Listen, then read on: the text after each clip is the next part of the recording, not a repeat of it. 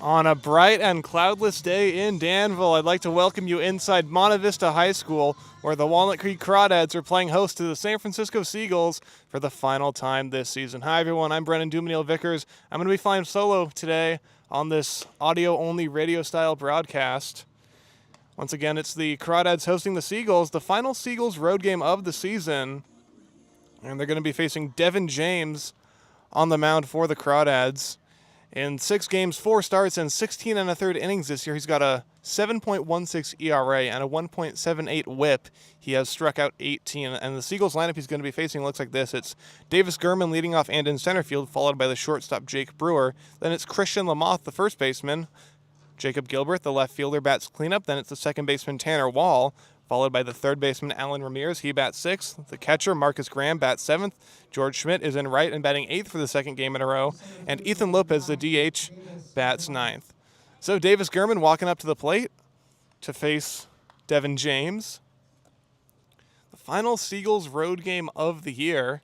They will finish their season with a 3-game homestand against the Merchants, the Crawdads, and the Legends.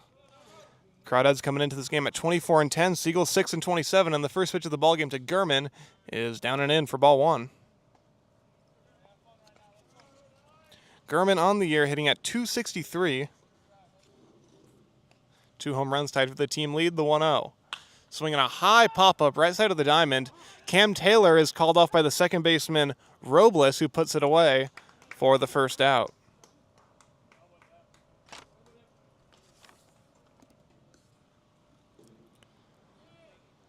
So now here's Jake Brewer.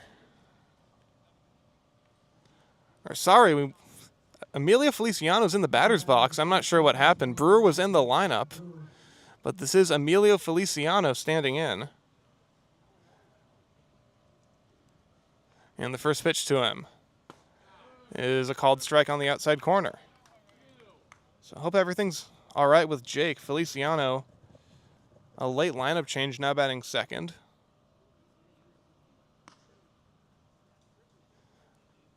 And the 0-1. That's in there, strike 2. So 2 pitches, 2 called strikes to Feliciano. He's quickly in the hole.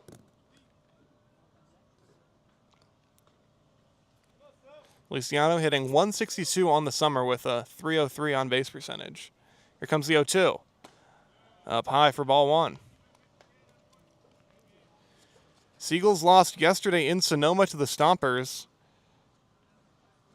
by a final score of 10-2. As the 1-2 to Feliciano is tapped foul off the catcher Coupland.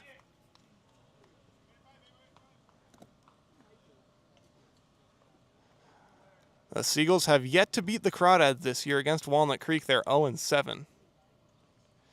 They'll have 2 more chances to defeat Walnut Creek today and then on Friday for the second to last home game. The 1-2. Up high again for ball 2.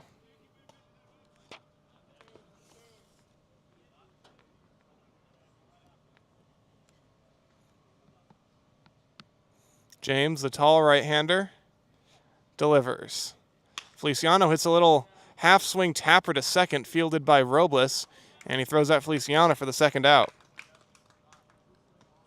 Maybe half-swing wasn't the right word. It definitely wasn't a full-strength swing. Feliciano just kind of stuck the bat out there and hit it softly to second for Robles. So now it's Lamoth hitting at .288 on the summer. Left-handed first baseman has been one of the Seagulls' best batters all season.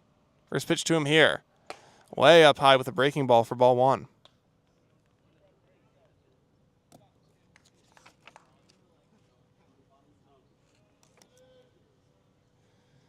Now here comes the 1-0. Lamoth swings and misses, strike 1.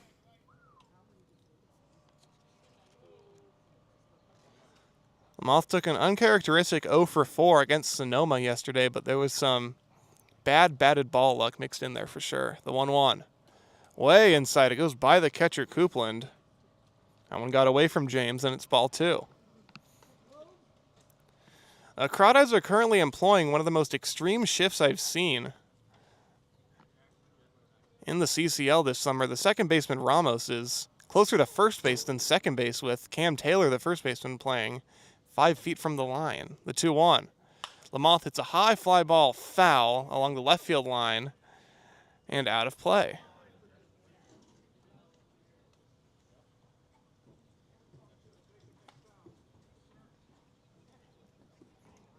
A Monte Vista High School baseball field located on the campus just near the border of Danville and Alamo here in the East Bay.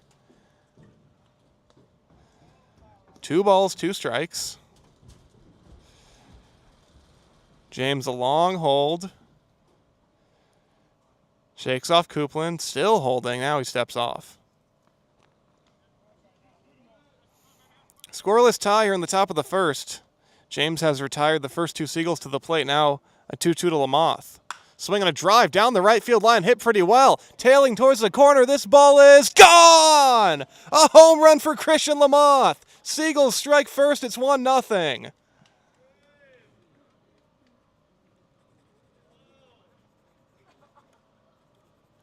Third home run on the summer for Christian Lamothe. He's now in sole possession of the team lead.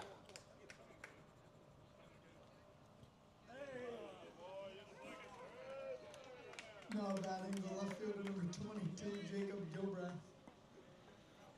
That brings up Jacob Gilbreth.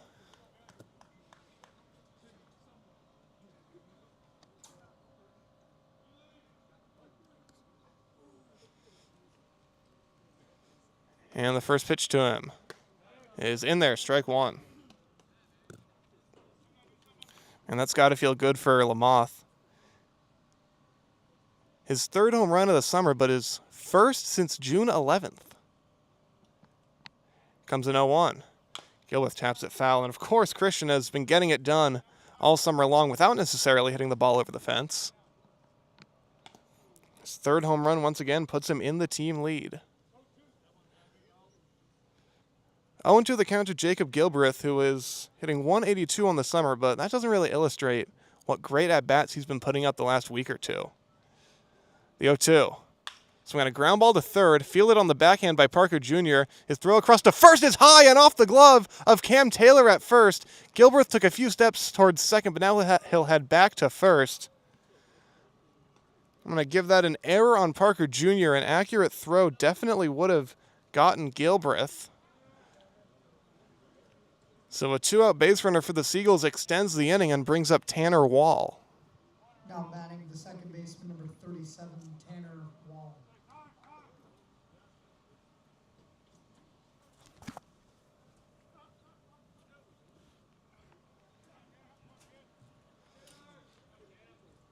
Wall hitting at .277 on the summer. Tall, left-handed hitter. First pitch is called a strike. Caught the top of the zone to Wall. Gilbreth the runner at first after reaching on the error by Parker. Cam Taylor on the bag with him. Other than that, a straight-up infield for Walnut Creek. The 0-1. Tapped foul up the third base line past first base coach Bill Ferreira. So now 0-2 on Wall with Alan Ramirez on deck. 1-0 Seagulls here in the top of the first on the home run by Lamothe, his third of the summer.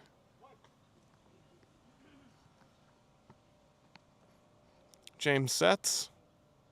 And the 0-2 is strike 3 called. Wall is set down looking. He shakes his head in disagreement.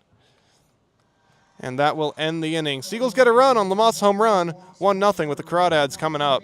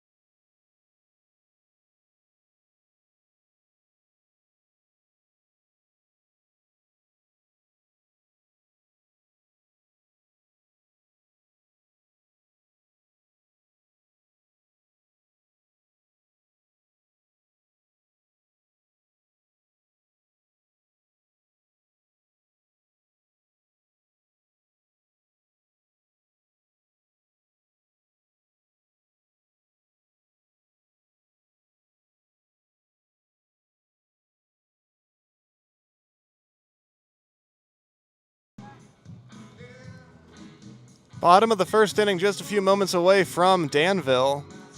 It's going to be Joe Stidell on the mound for the Seagulls, making his 6th start, 8th appearance overall. He's 0-3, but with a 2.88 ERA. Pretty easily been the Seagulls' best starter this summer. In 25 innings pitched, he's got 32 strikeouts, which makes for an 11.52 Ks per 9, only giving up 1 home run. And the key for him is being in the strike zone. When he's in and around the zone, he's pretty nasty, but at times the walks have gotten him in trouble this summer. Stidell finishing his warm-up tosses. He's going to be facing a Crawdads lineup that looks like this. It's the left fielder Daniel Pulasic leading off, followed by Aiden Robles making his Crawdads debut, batting second and playing second. Ryan Ellis will DH and bat third. Then it's Joe Coupland, the catcher, batting cleanup. Cam Taylor plays first, bats fifth. Kevin Parker Jr. plays third and bats sixth. Then it's Brandon Clisby, normally a catcher but in right field today, batting seventh. Shane Aldridge plays center and bats eighth. And Elijah Ramos rounds out the lineup, batting ninth and playing shortstop. So the practice throw goes down to second from Graham. And Daniel Pulasic will stride in. Batting for the Crawdads, the left fielder, number 3, Daniel Pulasic. Pulasic, a left-handed hitter, hitting .317 on the summer in 63 at-bats. Lefty against lefty. Stidell comes set. And his first pitch of the ball game is down and in for ball 1.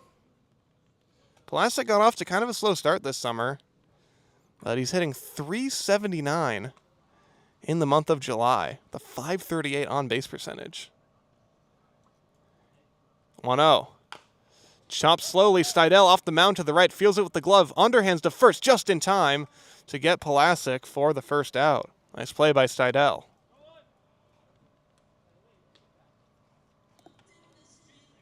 Now batting the second baseman, number 15, Aiden Robles. Here's Aiden Robles playing in his very first game for the Crawdads.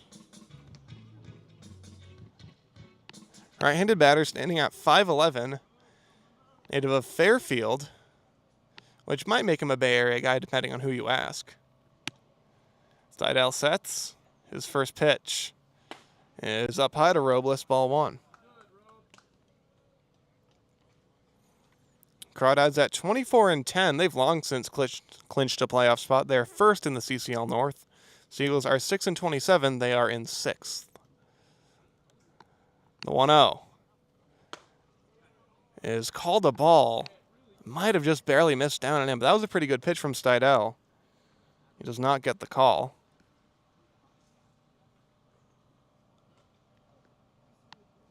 So 2-0 the count to Robles. And Stidell fires. Swing and a miss. Strike 1. Out in front of what looked like a changeup from Stidell. George Schmidt in right field, playing a bit closer to the right field line than you'd expect with a righty at the plate. Here's the 2-1. Just off the outside for ball 3. Man, Stidell's not missing by much, but he's behind 3-1.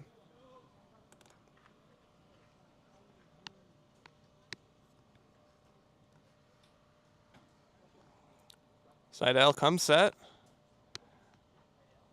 And the 3-1. Robles takes outside ball 4, so he draws a walk in his first plate appearance with the Crawdads.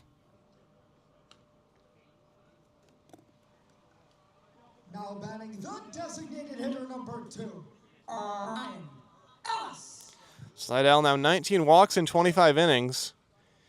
He has been pretty effective, but if there's one thing to work on, it would be the walks. Normally pretty good at pitching around them, but sometimes they can get him in a little trouble.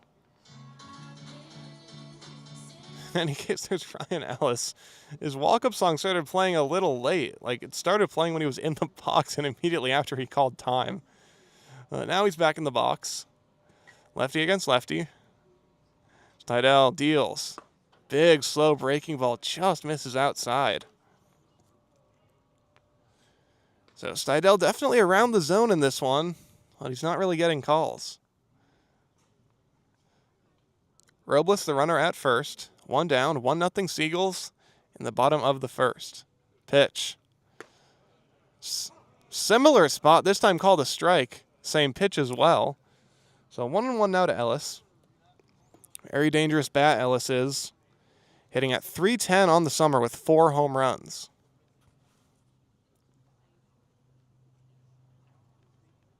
Here's the 1-1. Fastball in there, strike 1. Sorry, strike 2 rather. Counts now 1-2 on Ellis. Catcher Joe Coupland is on deck.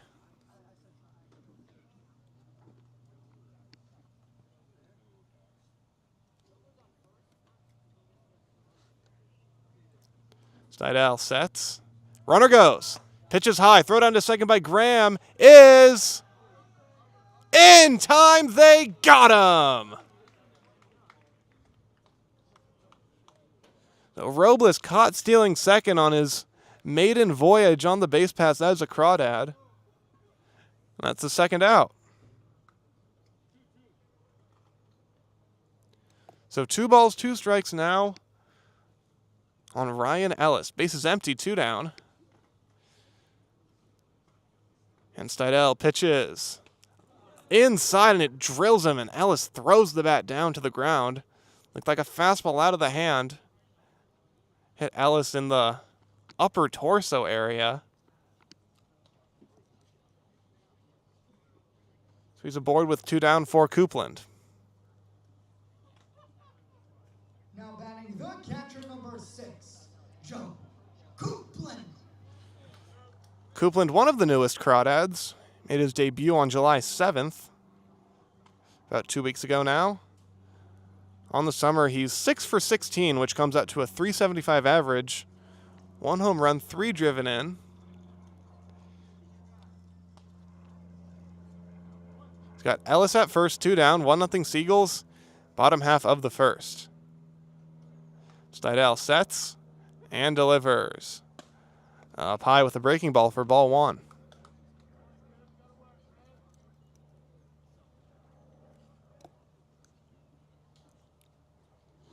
Ellis, not a big base stealer. He's only stolen 1 this summer. He's at first with 2 down. The 1-0. Way up high with a fastball from Stidel. So 2-0 now. This inning started with a comebacker from Pulasic. Then Robles walked. He was caught stealing. Ellis was hit with a 2-2 pitch. Now Joe Coupland at the plate. The 2-0. Coupland takes just high with the fastball. 3-0 now. 14 pitches now for Stidel in the first. Already walked a guy and hit another behind 3-0 to Coupland. The pitch. Fastball called a strike. That one caught the top of the zone. Nice borderline pitch on 3-0 from Stidel.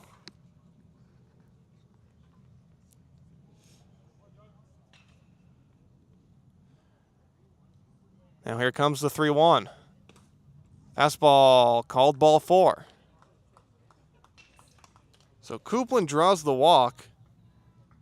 Man, how big is that caught stealing looking now? 2 walks and a hit batter in the inning, but only runners at first and second with 2 down as pitching coach Cage Cascone is going to go out for a mound visit. He'll be joined by the entire Seagulls infield plus the catcher Graham.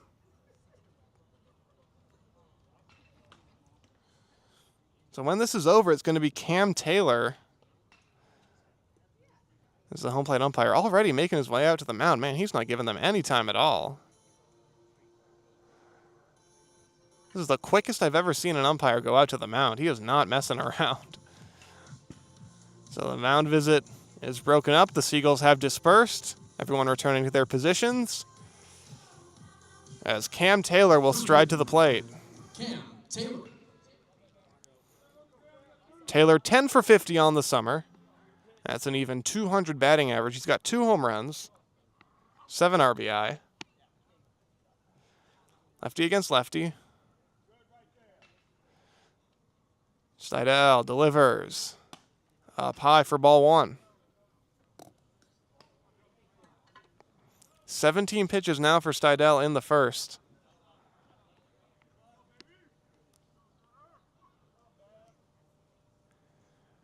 Facing Taylor.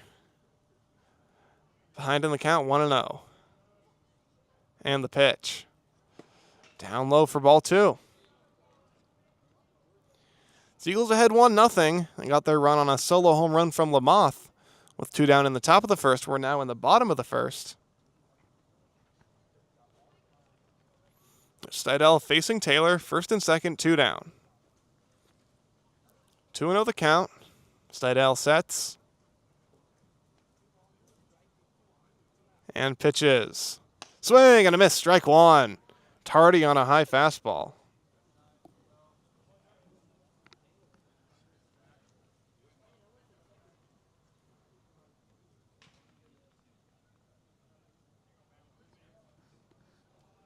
Stidel stares into Graham. He sets.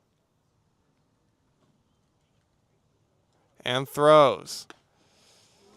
Called strike 2 on the outside corner. Looks like he took something off there. Taylor doesn't really agree with the call. So 2 balls and 2 strikes. Stidel delivers. Taylor takes down and away, ball 3. So the count goes full, and the runners will be on the move. Stidel's had to labor a little bit in the first inning. He's thrown 21 pitches, trying to end it right here. He comes set. And throws. Runners go, and it's down low for ball 4.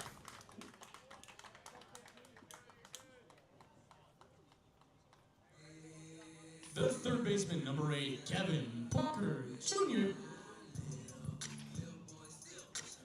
So Kevin Parker Jr. will bat now with the bases loaded and 2 down. Stidel has walked 3 and hit 1 in this first inning, but thanks to a caught stealing, no runs across. Bases loaded, 2 down for Parker. Hitting an even 200 on the summer, but with 2 home runs. Here's the set and the pitch. Fastball in there, strike 1.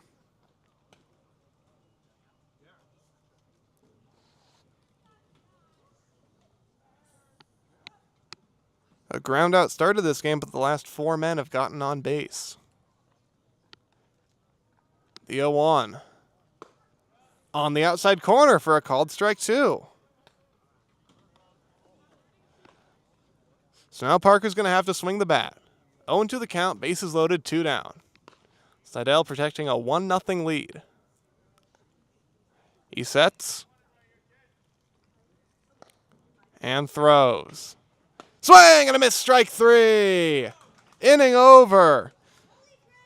Crawdads load the bases but do not score. Through 1, it's 1-0 San Francisco.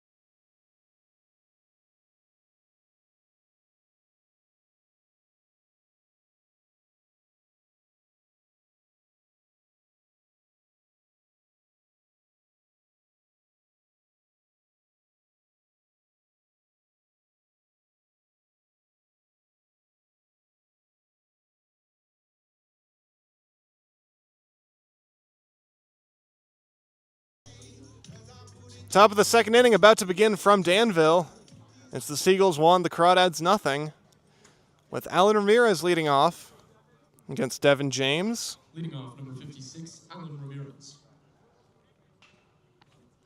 That first inning took nearly a half hour. First pitch from James now. Swinging a tapper foul up on top of the Seagulls dugout. So 0-1 now to Ramirez. Hitting at 211 on the summer. Big time power and speed in the box. The 0-1. Tap to third, a high chopper. Parker fields the hop, throws across in time to get Ramirez for out number 1.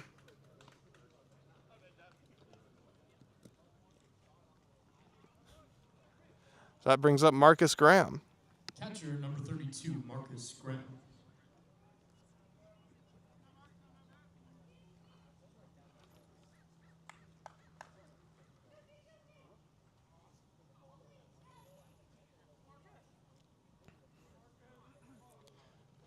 Graham, left-handed batter. First pitch to him from James. Fastball in there, strike 1. Graham hitting 164 on the summer.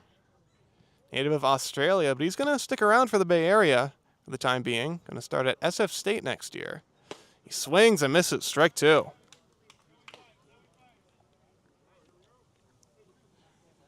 Graham's been splitting time behind the plate this year with AJ Hurtado and Ethan Lopez. Hurtado not in the lineup today. Lopez is DHing. Here's the 0-2. Way outside and off the glove of Coupland. A big miss on 0-2. So Graham back in the box. Crawdads defense pretty straight up, although decent amount of room up the middle. Here's the pitch from James. And Graham checks his swing but went around. The pitch is in the dirt. Coupland will throw down to first to complete the strikeout. 2 down. Right fielder, number 18, George Smith.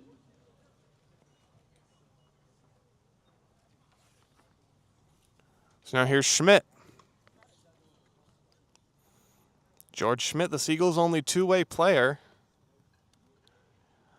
Only hitting at 160, but he had a really nice day yesterday, getting on base twice. First pitch is in there, strike 1. Fastball caught the bottom of the zone. Schmidt, just by watching batting practice, he has some of the most raw power on the Seagulls. And he takes this one down low for ball 1.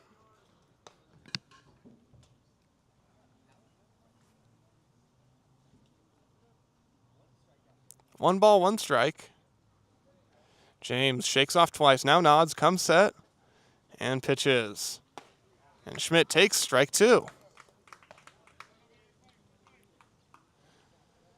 So Schmidt behind in the count 1-2. Now he's going to have to swing the bat.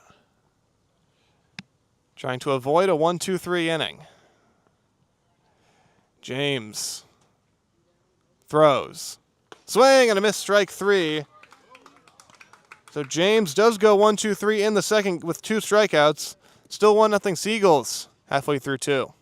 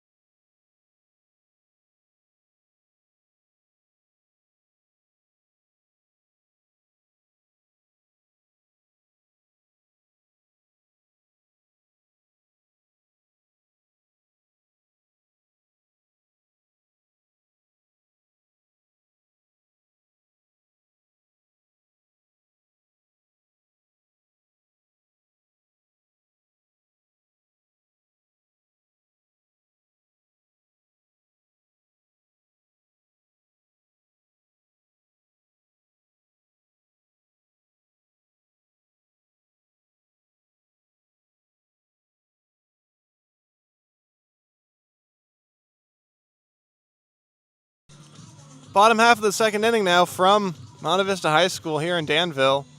Seagulls 1, Crawdads nothing. Joe Steidel going to be facing 7, 8, 9 in the Crawdads order. Leading off the bottom of the second inning for the Crawdads, the right fielder, number 27, Brandon Clisby. Starting with Brandon Clisby, who's hitting .288 on the summer, no home runs. First pitch to him. Swinging a foul back over the backstop for strike one.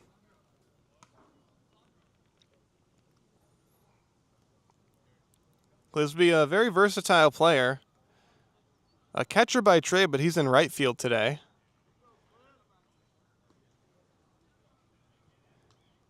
A one pitch to him.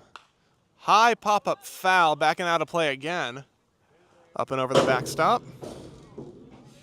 Makes an extremely loud crashing noise as it lands on the bleachers. So 0-2 now to Clisby. Mentioned his versatility and his ability to play the catcher and outfield. We saw him make a really impressive outfield assist in San Bruno while playing left field earlier this year. It's definitely one of the benefits of putting a catcher in the outfield. Arm strength plays. The 0-2.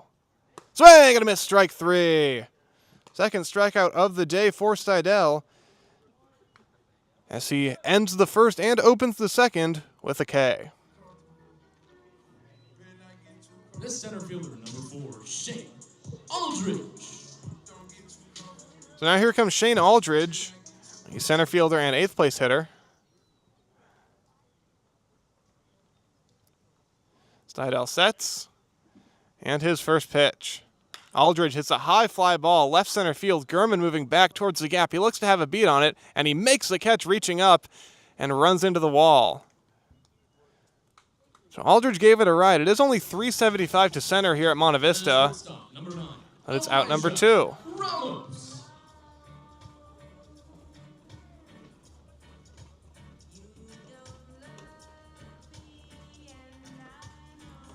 So now here comes Elijah Ramos,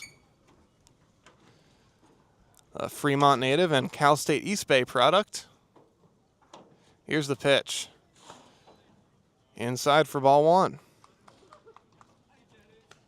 Ramos hitting .219 on the summer. 625 OPS, but that doesn't really tell the story of his game. He is an incredibly fast runner. It feels like at times this year he's single-handedly beaten the Seagulls with his speed. He takes up high, and it's 2-0. 1-0 Seagulls is the score. Crawdads loaded the bases with 2 outs in the top of the first, but Parker Jr. struck out to end the rally. Here's the 2-0. Breaking ball in there for strike one. So Steidel, after a laborious first inning, looking to go 1-2-3 here in the second. The 2-1. High pop fly on the infield. Who's it going to be? Feliciano makes the call. He's got it. And there is a 1-2-3 second inning for Joe Steidel. Still 1-0 Seagulls. We go to the third.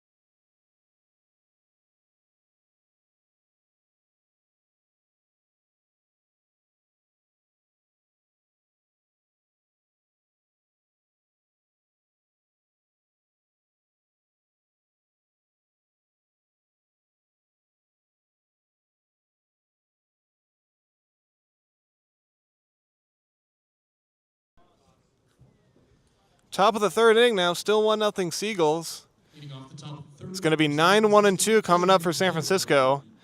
That's Lopez, Gurman, and Feliciano.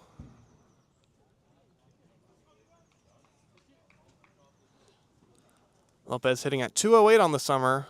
1 home run. It was a grand slam against Menlo Park at home in San Bruno. Facing James, the first pitch. Breaking ball in there for strike 1. Kind of a rare sight to see Lopez take the first pitch. Usually a very aggressive hitter. The 0-1. Well outside for ball 1. Seagulls coming off of a 10-2 loss in Sonoma yesterday. A game that saw 5 home runs between both teams, 4 for Sonoma, 1 for the Seagulls. Lopez fouled this one off to the right and out of play. Seagulls' 1 home run was hit by Cade Heflin, who's not in the lineup today. That was his first as a Seagull, and man, it was crushed. Would have been out of just about any ballpark in the CCL. As the 1-2 to Lopez. Swing and a miss, strike 3. Got him chasing above the zone, and that's the first out.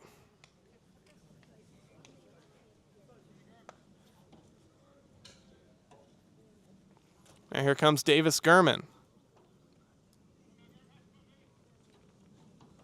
Center fielder number 9, Davis Gurman. Gurman popped out to second to lead off the game. First pitch to him here. Foul back, strike 1.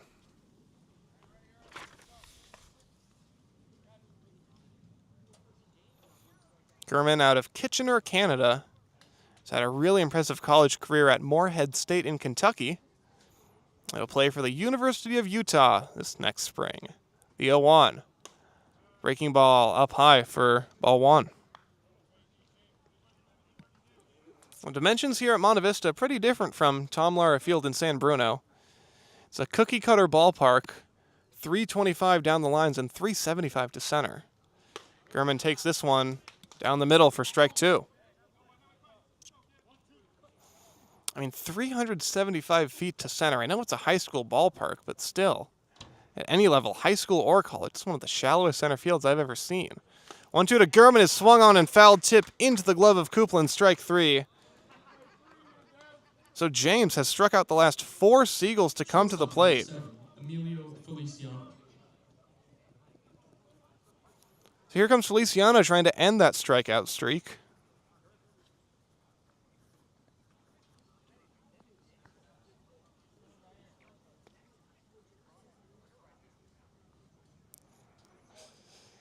James on top. Throws. Breaking ball in there. Strike 1. James has done a really nice job of throwing that breaking ball for strikes today. I saw Feliciano kind of jumped out of the way thinking it would be inside, but it came back right over the plate. The 0-1. Breaking ball. Called the ball. Looks to be over the plate, maybe a little bit high. So 1-1 to Feliciano. Devin James throws. Swing and a miss, strike 2, out in front of the breaking ball.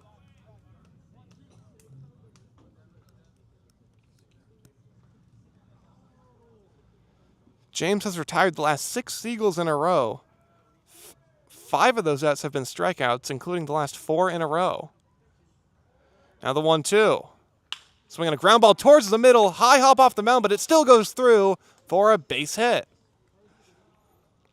Feliciano ends the out streak and the strikeout streak with the 2-out single.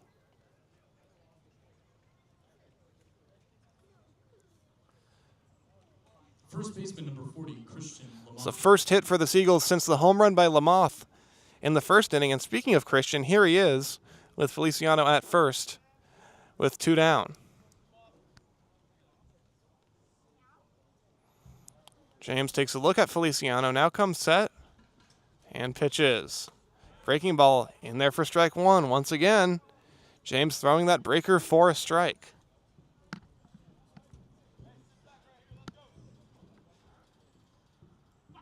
A pickoff throw to first, but Feliciano back safely without a tag. They're shifting on Lamoth again, not as extreme as last time. Robles, the second baseman, playing a little closer to the second base bag. Taylor holding Feliciano on first. The 0-1 pitch. Swing and a miss, strike two.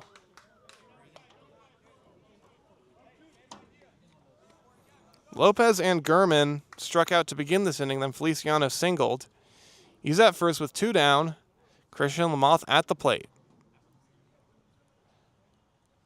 James a check on the runner. Now he sets. And throws. Up and away. Ball one to Lamoth. He started his swing just a little bit, but definitely held up. He's so good at fighting off that outside pitch, but definitely a good idea to lay off. So 1-2 now. And the pitch. Swing and a miss, strike three. The ball rolls away, but Lamoth didn't realize it in time. He'll just walk back to the dugout. That will end the inning. Still 1-0 Seagulls. To the bottom of the third we go from Danville.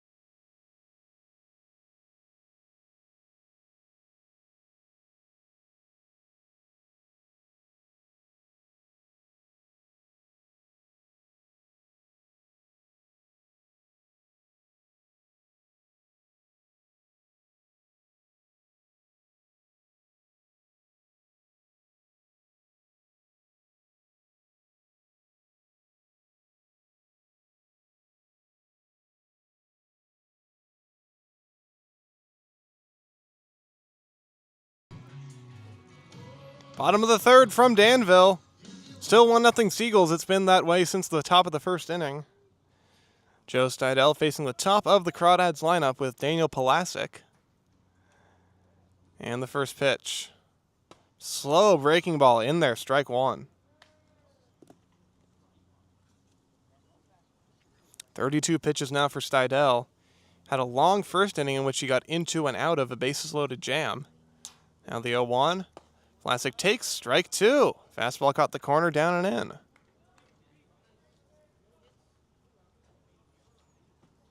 It was a much easier second inning for Steidel. He set the Crawdads down 1-2-3. Now the 0-2. Swing and a foul tip into the glove of Graham. Strike three.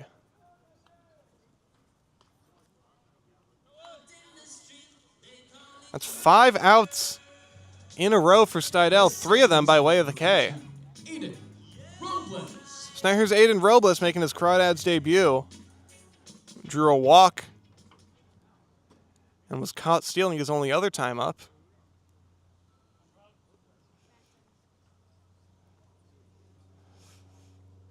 Pitch to him from Steidel. Way up and outside, ball one. Little bit of a shift for Robles. Ramirez, the third baseman, playing pretty close to the line and in a little bit. Just about even with the bag. Here's the 1-0. Down below the zone, 2-0 now.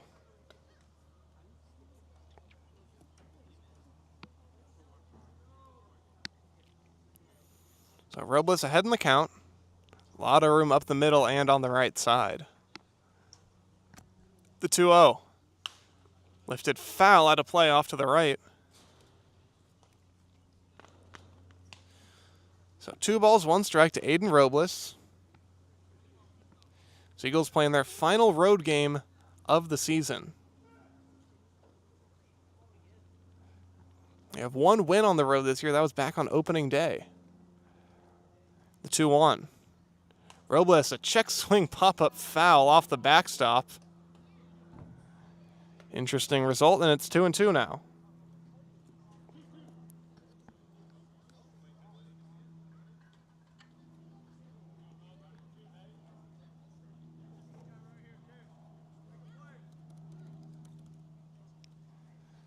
Two balls, two strikes. Here it comes. Up and away, and the count goes full to Robles.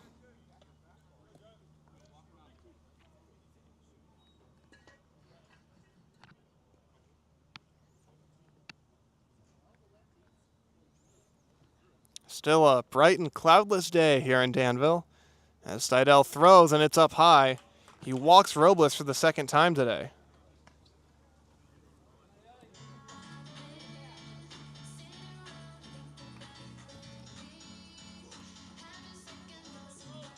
Designated hitter number 2, Ryan Ellis.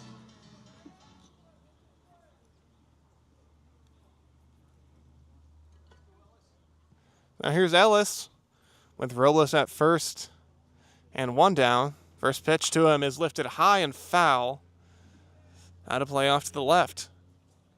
There's another baseball field here at Monte Vista. Or I shouldn't call it field. There's a backstop and 2 dugouts. But everything is completely overgrown. I imagine that field hasn't been used in several years. Anyway, 0-1.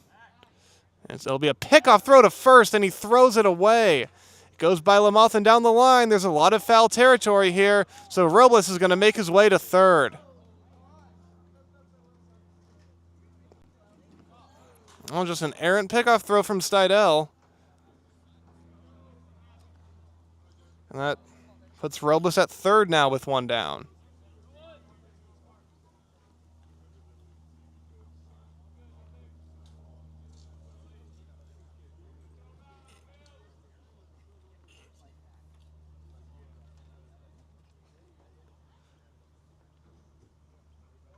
Here's the 0-1. Inside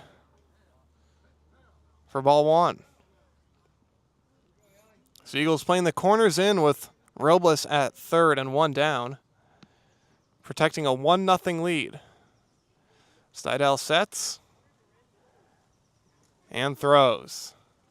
Swinging a tapper foul, rolling down the third baseline. Really off-balance swing from Ellis. He reached out to get that breaking ball. Somehow got a piece. And it's 1-2 now.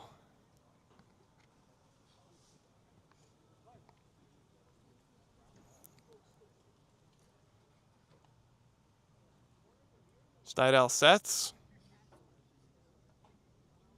And the pitch. Swing and a miss, strike 3. 4th strikeout of the day for Steidel. Exactly what he was pitching for. And now it'll take a Crawdads hit or a Seagulls mistake to score that run from third. Now 2 down as Joe Coupland comes to the plate.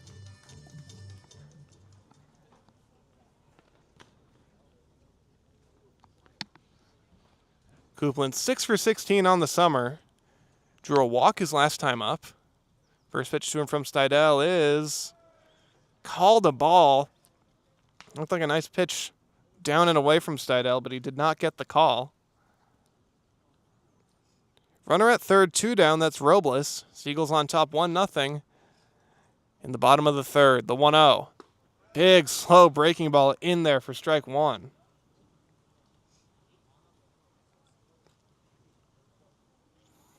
Coupland steps out of the box, takes a deep breath. Now he's back in. Steidel sets. And the 1-1. Similar spot to that first pitch, called a ball. And the count moves to 2-1. Seagulls outfield playing pretty deep, although maybe it's just the smallness of this ballpark that makes them look deep. The 2-1. Ground ball to short. Feliciano waits back a little. Throws to first high, way over the head of Lamoth. So that'll score the run. Down to second goes Coupland. And after 2 errors, the Crawdads have tied it at 1.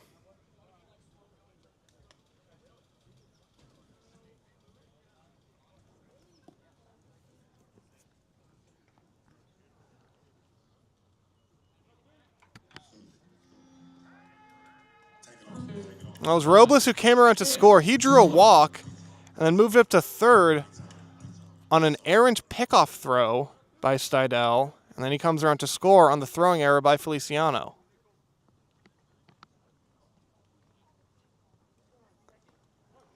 So Coupland now at second, 2 down. Cam Taylor at the plate.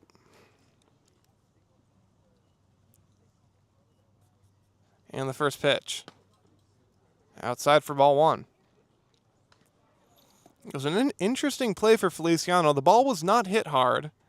Feliciano was ranging to his right. He didn't charge it all that much.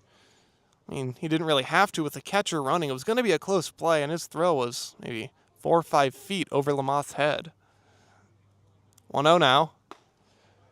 It's just outside. Man, that did not miss by very much. It's been a pretty small zone today, and it's 2-0 now.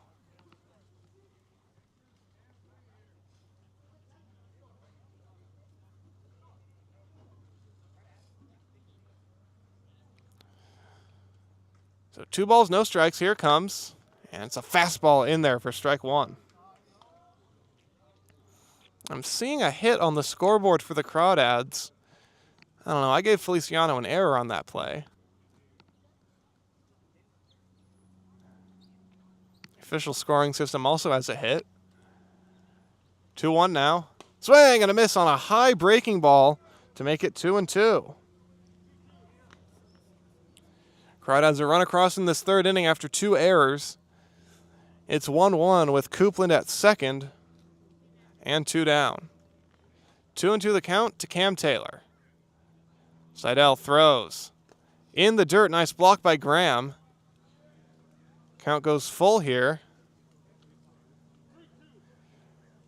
Graham hasn't needed to block a ton of pitches in this one, but he did a nice job there.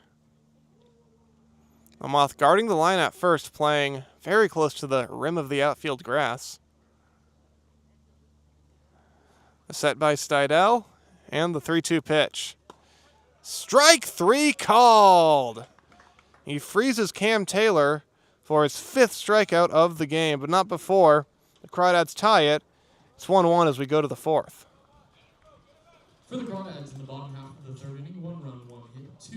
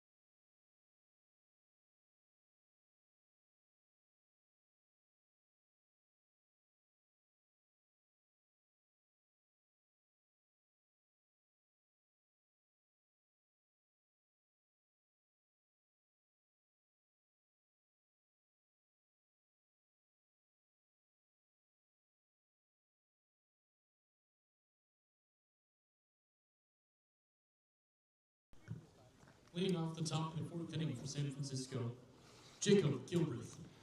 Top of the 4th inning now, Jacob Gilbreth in the box against Devin James, who gave up the home run to Lamoth in the 1st inning, but other than that, he's looked really solid.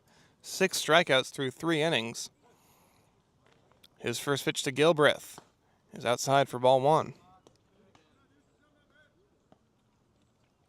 Gilbreth reached on an error by Parker Jr., the third baseman, in the first inning. 1-0. Foul back to the screen. Gilbreth, big-time power. He's been one of the Seagulls' hottest hitters as of late.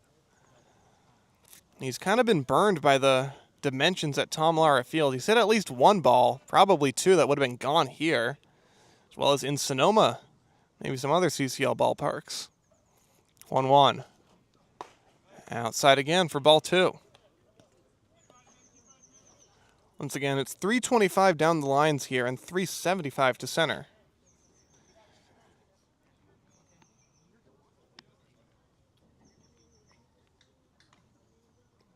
Two-one now.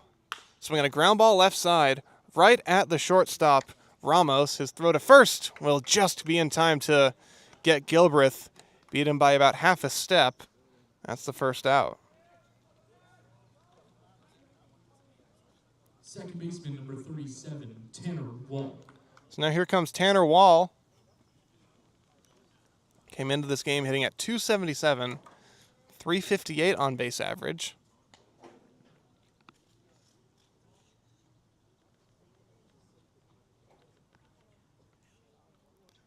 First pitch to him. Breaking ball in there, strike one. Wall shaking his head in disagreement. He struck out looking his last time up, and once again, or that time he had some words for the home plate umpire. The 0-1. Swing and a miss, strike two.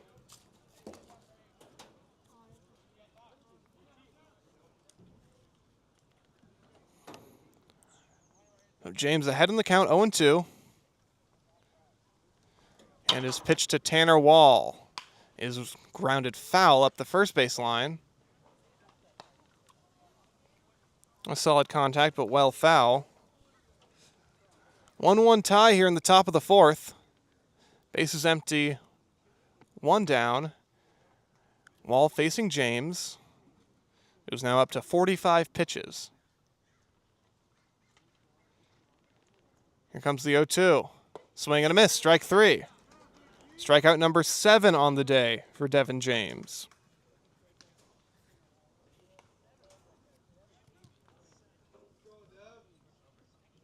Third baseman, number 56, Alan Ramirez. Now here's Alan Ramirez.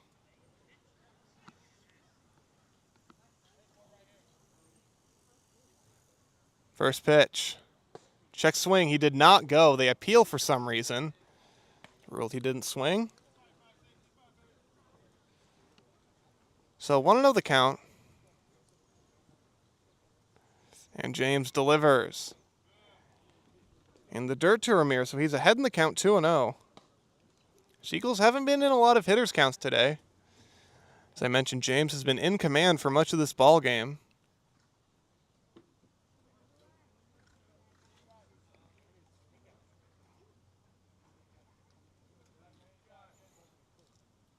Here's 2-0 pitch. Ramirez takes a called strike. That looked similar to the first pitch that was called a ball. So it's 2-1 to Alan Ramirez. Steady diet of breaking balls in this at-bat. Now James coming home with a 2-1. And it's off the outside for ball 3. Well, from my point of view, this has seemed to be a kind of inconsistently called at bat from the home plate umpire, but in any case, it's 3-1. The pitch. Ramirez takes ball 4. Breaking ball spins inside. The 4th Seagulls base runner of the game. Now Marcus Graham will have a chance. Catcher, number 32, Marcus Graham. Ramirez, great speed at first. We'll see if he is put in motion with 2 down. Graham at the plate.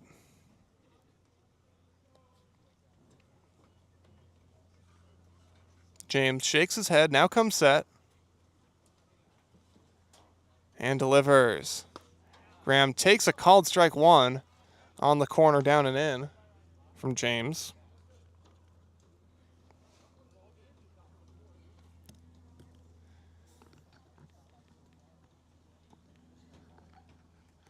James comes set and delivers to Graham. That's down low for ball 1.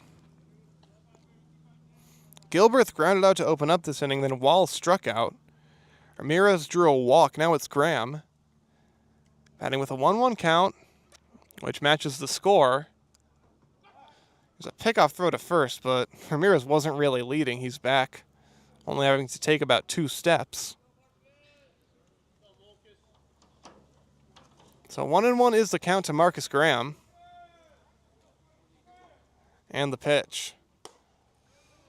Off the outside for ball 2.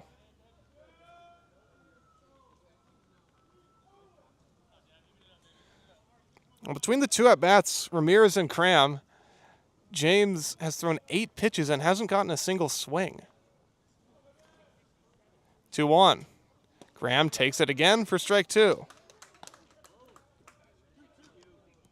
Now, I definitely don't hate the idea of getting James's pitch count up. It's now at 55, but on 2-2, Graham may have to swing the bat. Ramirez at first, 2 down. He goes. Pitch is in the dirt, and it goes by the catcher. And now Ramirez is on his way to third. He's going to get there without a throw. So since he was in motion, he takes 2 bases on the passed ball. Alert and heads-up base running from Ramirez. That ball took a really funky bounce off the backstop. That's what the speed of Ramirez can do. He's now at third with 2 down and a full count to Marcus Graham.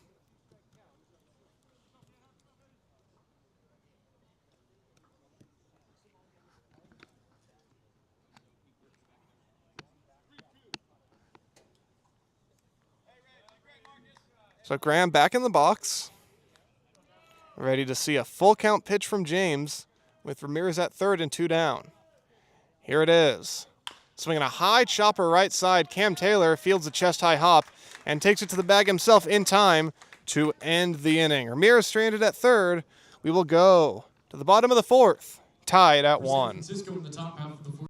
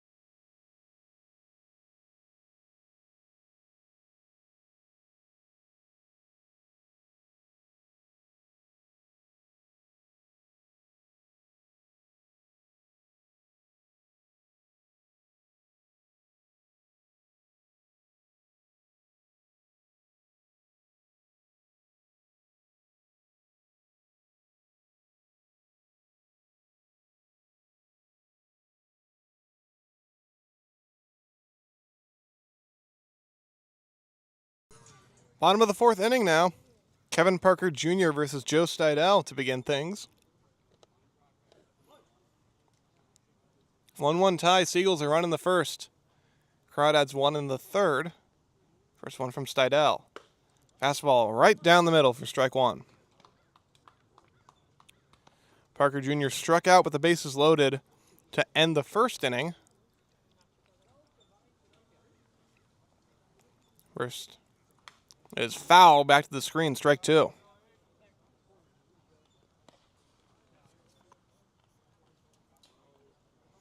So no balls, 2 strikes on Parker Jr. Struck out on 3 pitches his last time. Seidel trying to do the same here.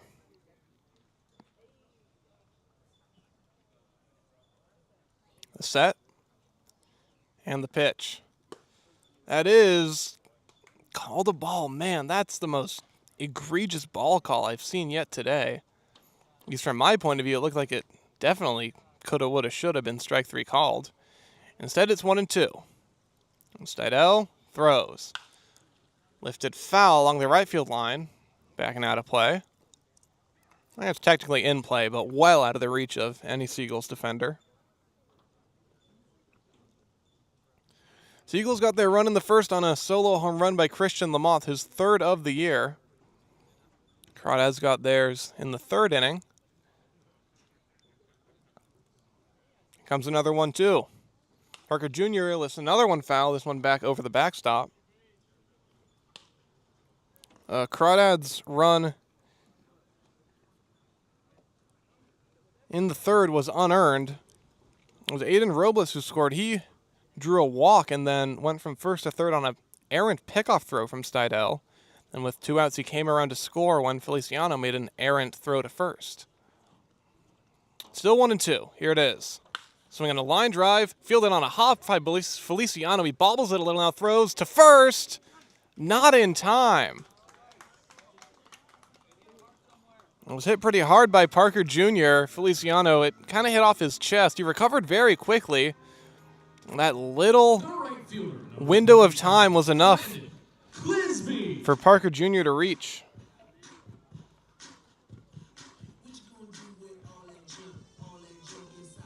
So he's on base to begin the 4th inning.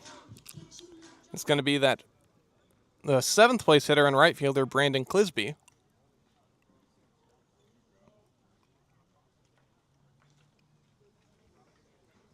And the pitch. Clisby takes a breaking ball for strike 1.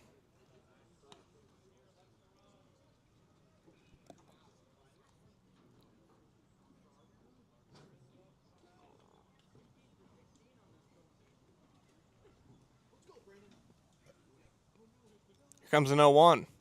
Clisby fouls it back, so back-to-back hitters now. Seidel's been ahead 0-2. Parker Jr. on first, by the way. 15 steals this summer, and he's only been caught once.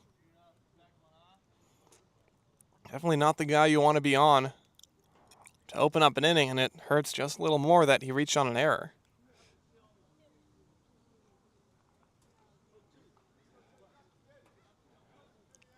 No balls, 2 strikes.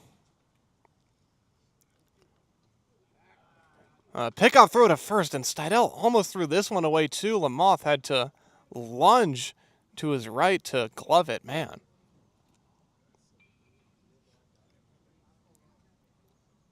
So Parker Jr. now with a slightly bigger lead. And the 0-2 pitch is popped up foul. Is Lamoth going to have a play over by the Crawdads dugout? He makes the catch. A bright and sunshiny day here in Danville. Lamoth was looking up into that sun, almost overran it, but then took a step back and put it away. Center fielder, number 4, Shane Aldridge. So Parker Jr. is gone. Or make that Clisby is gone. Parker Jr. still at first, and Shane Aldridge at the plate.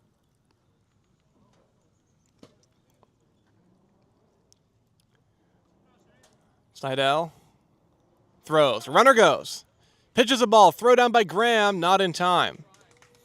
I'm not sure if even a perfect throw would have gotten Parker Jr., who's now 16 for 17 on steals this summer.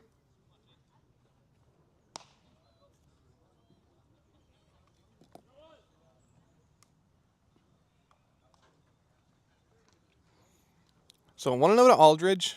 Lefty-lefty matchup. Seidel checks the runner and pitches. That's in there, strike 1. Maybe not exactly where he wanted to put that breaking ball up and in, but it ended up being a nice pitch right on the corner.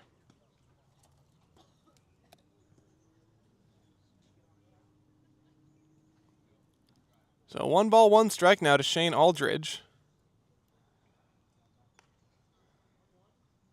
Steidel delivers. That's cued foul at the third base line. Aldridge just barely getting a piece, and it's 1-2.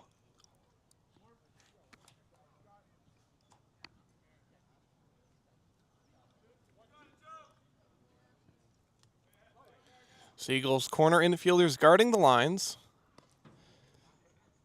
Middle infielders playing relatively close to second base.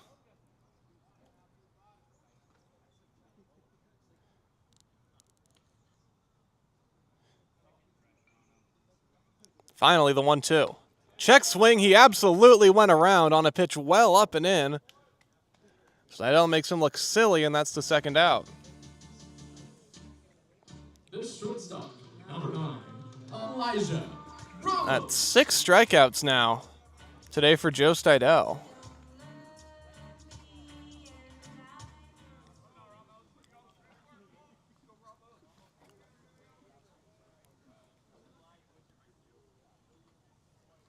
So now it's Elijah Ramos, the 9th place hitter, with Parker Jr. at second. Ramos takes the first pitch outside for ball 1. Well, Steidel has now tied his summer high with 6 strikeouts in this game. It's the 4th time he's had exactly 6 strikeouts. At 65 pitches here in the 4th. 1-0 to Ramos. Breaking ball in there, strike 1. This inning started with an error by Feliciano that allowed Parker Jr. to reach. Clisby popped out. Meanwhile, Parker Jr. stole second, then Aldridge struck out. Now it's 1-1 to Ramos. Steidel trying to keep this game tied at 1. The pitch. In the dirt, it kicks away from Graham. And to third easily will go Parker Jr.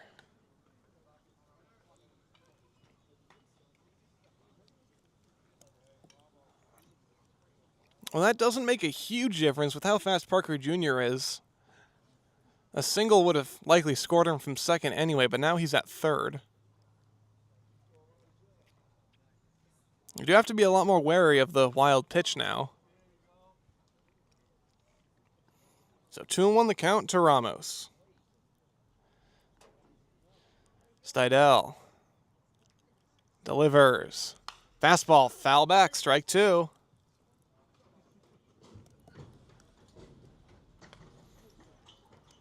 Really nice outing so far for Steidel. 1 unearned run across so far in the bottom of the 4th against this first place Crawdads team.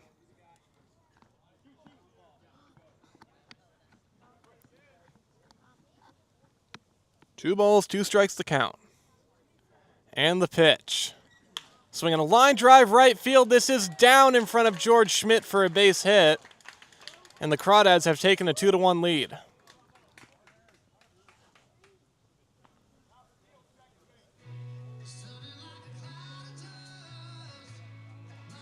The left fielder, number 3, Daniel Plastic.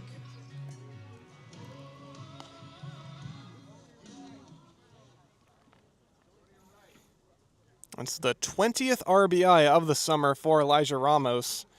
The lineup card turns over for Daniel Plastic.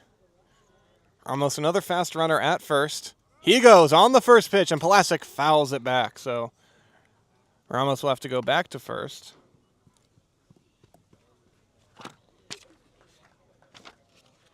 I'm not sure if Ramos is the fastest Crawdad, but there have been some games where his speed has produced nightmares for the Seagulls this year. Comes an 0-1. Up and into Plastic.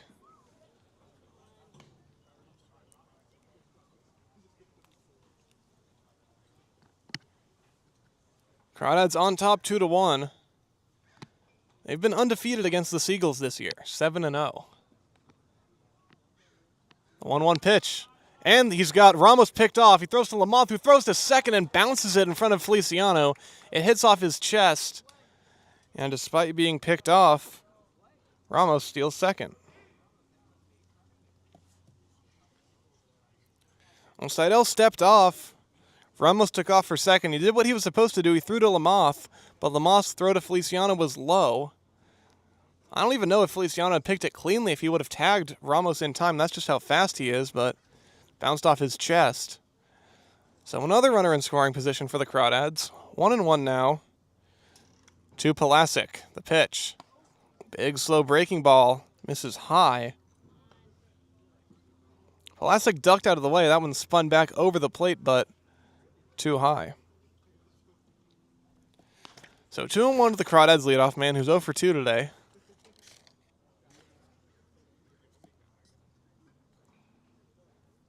.71 pitches in this game for Steidel. Here comes 72. It's a fastball that caught the bottom of the zone for strike 2.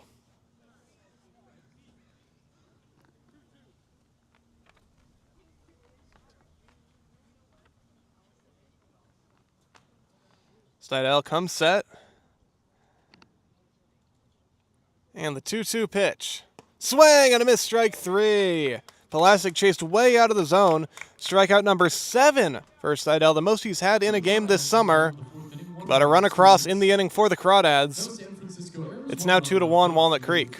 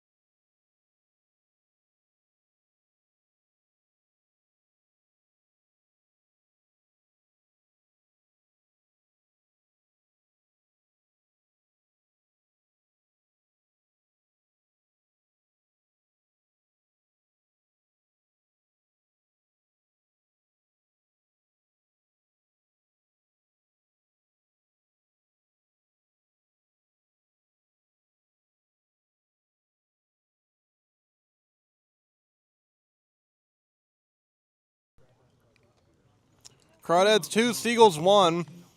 As we begin the 5th inning, it's George Schmidt against the starter Devin James.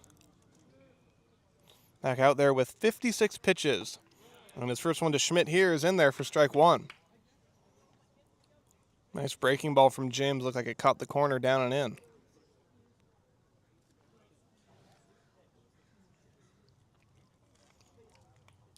The 0-1. Schmidt takes just high with the fastball for ball 1. This was the ballpark where Schmidt made his Seagulls debut. He was a somewhat late addition to the roster. Played center field and then pitched the next day. 1-1. Swing and a miss. Strike 2.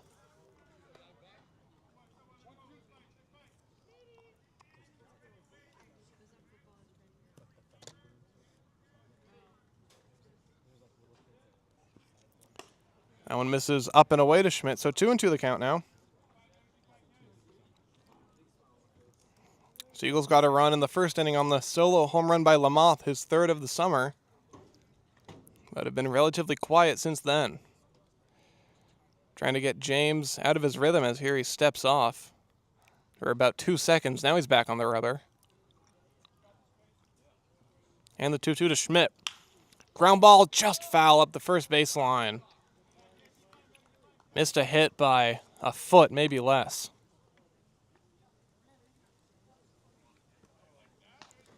Still not a cloud in the sky here in Danville, Monte Vista High School, where the Walnut Creek Crawdads play. Another 2-2 to Schmidt. Strike 3 called. The umpire just gives a regular strike signal, doesn't punch him out. But it is strike 3. Designated hitter number 30, Ethan. And it's the 8th strikeout of this game for Devin James.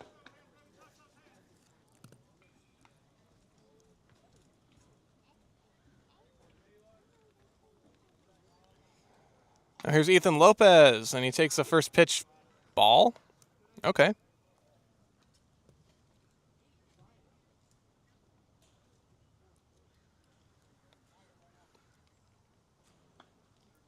Next one to him is up high with the fastball, so Lopez ahead in the count 2-0. This is turned into the longest outing of the summer for Devin James. His first time going past 4 innings. Now a 2-0 to Lopez. Swing and a miss out in front of a breaking ball. Strike 1.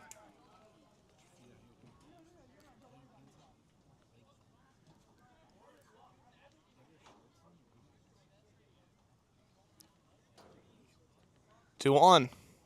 Lopez out in front of a breaking ball again. Swing and a miss. So 2-2 now.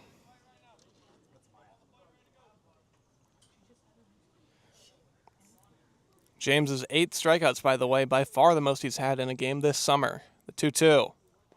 Down in the dirt, and the count goes full to Lopez.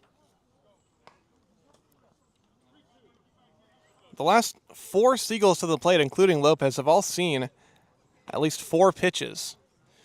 They're doing a nice job, if nothing else, of getting James's pitch count up.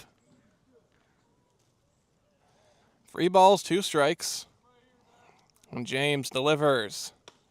Strike 3 called. Strikeout number 9 for Devin James. Strikes out the first 2 Seagulls of this inning looking. Center fielder number 9, Davis Gurman. Now it's Davis Gurman trying to extend this inning. 2 hits in this game for the Seagulls. A first inning home run by Lamoth and a third inning single by Feliciano as Gurman takes the first pitch breaking ball for a strike.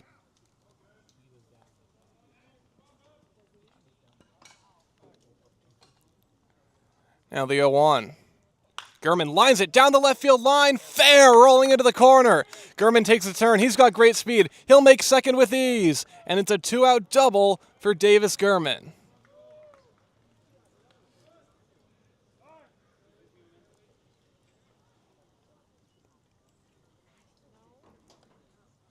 That's a great sign from Davis Gurman, smoking that ball down the left field line.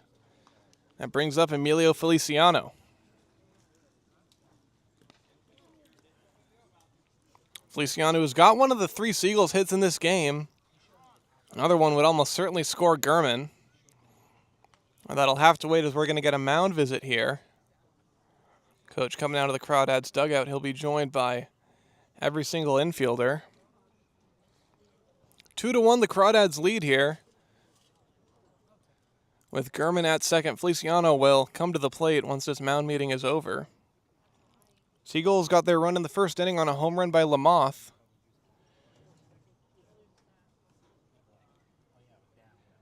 Crawdads got their run in the third on an error by Feliciano, and then in the fourth inning on a 2-out hit by Elijah Ramos.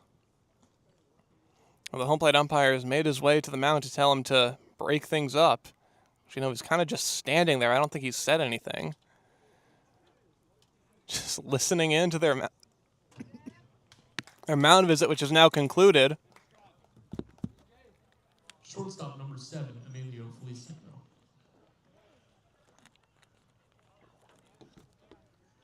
So Feliciano in the box. Gurman at second, 2 down. 2-1, Crawdads lead.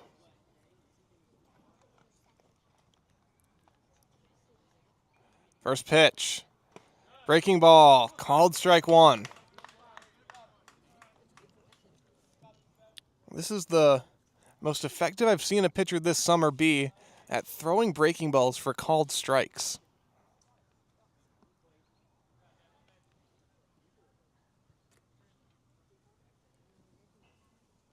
Here's the 0-1. Feliciano takes way up and outside for ball 1. A ground out and a single on Feliciano's line today. A lot of room on the right side of the diamond with Robles, the second baseman, playing close to the bag. This one misses well outside, so 2-1 now to Feliciano. This James is now at 72 pitches here in the top of the 5th. 2 balls, 1 strike on Feliciano. The pitch. Swinging a line drive down the left field line. This one is fair. It drops. It's cut off by Pulasic. Gurman's going to score with these. Stopping at first is Feliciano. He has tied this game with his second hit of the afternoon.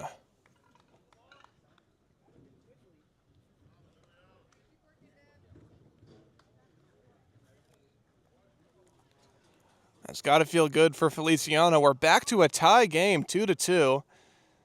Now the Crawdads manager is making his way to the mound, so I imagine this is going to be the end of the line for Devin James. With Christian Lamoth coming to the plate, who homered off James earlier. You understand why they don't want him to face him again. So we're going to get a new Crawdads pitcher when we come back.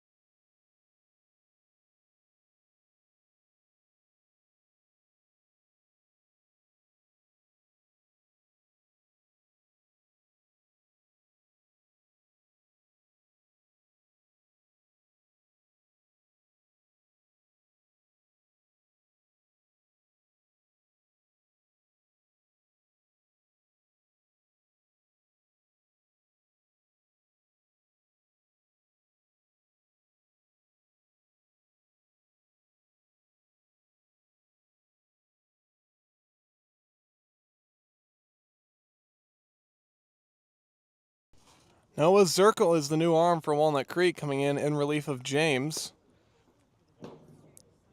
Feliciano will be at first once he finishes his warm-up tosses. 2 down in a 2-2 tie here in the top of the 5th inning. And Zirkle on the summer, this will be his 9th game, all of them in relief. He's thrown 9 1/3 innings, given up 11 runs, 7 earned. Got a 6.75 ERA. So Christian Lamoth making his way to the plate. Feliciano, the man at first after his game-tying single that knocked James out of the ballgame.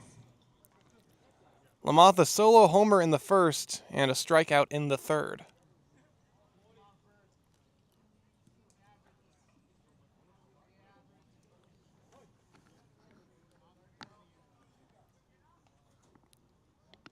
And Zirkle's first pitch, slow breaking ball down below the zone for ball 1.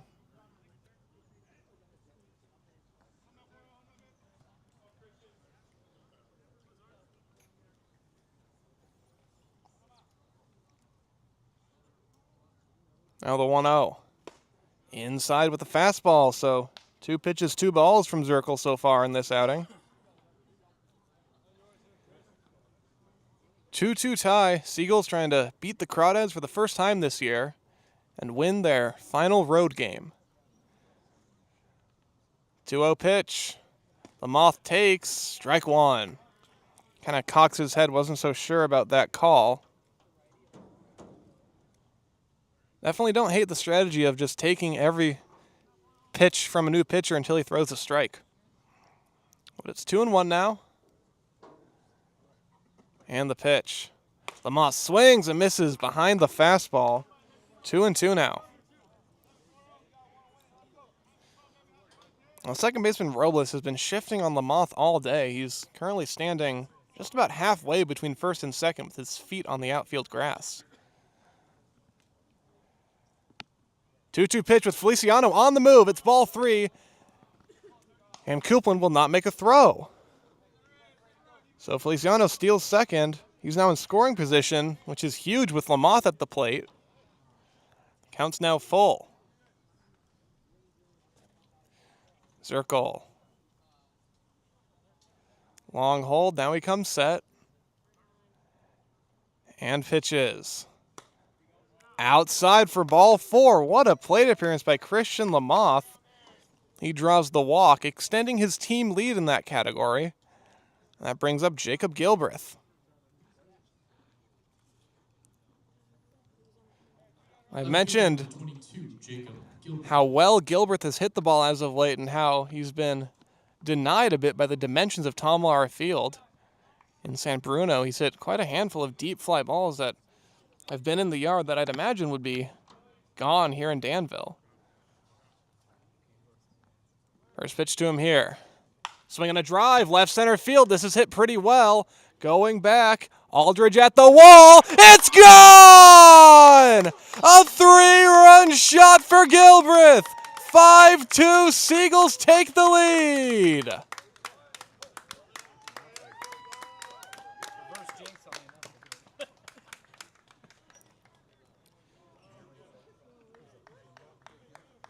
Jacob Gilbreth taking full advantage of the dimensions of Monte Vista. A 3-run shot, his second of the summer, the second Seagulls home run of the game. Second baseman number 37, Tanner Wall.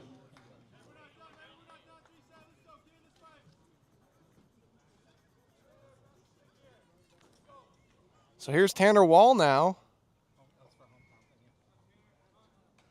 And the pitch. Foul back, strike 1.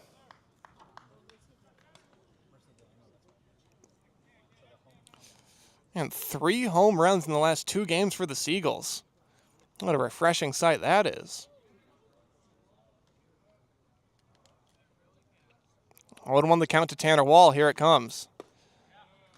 Called ball 1, down and in. Wall 2 strikeouts in this game, but those were against the starter James.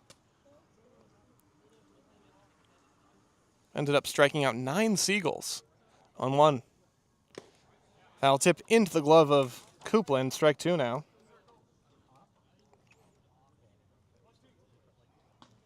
And part of you has got a feel for Noah Zirkle, who came in to face Lamoth with 2 down, walked him, and then gave up a first pitch home run to Jacob Gilbreth. 1-2 pitch now. Swing and a miss, strike 3 as Wall strikes out for the 3rd time today. The Seagulls put up 4 runs. A single by Feliciano and the 3-run bomb by Gilbreth have them up 5-2 as we're halfway home in this one.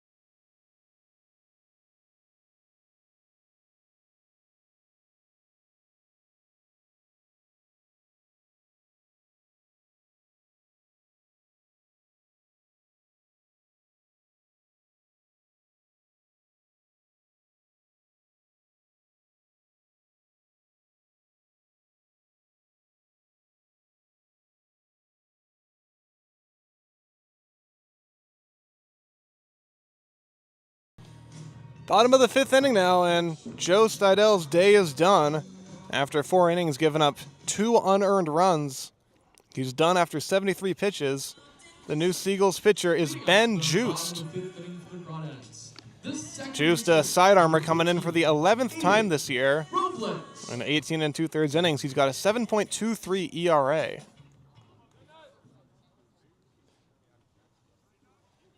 He's pitching for the first time since July 10th.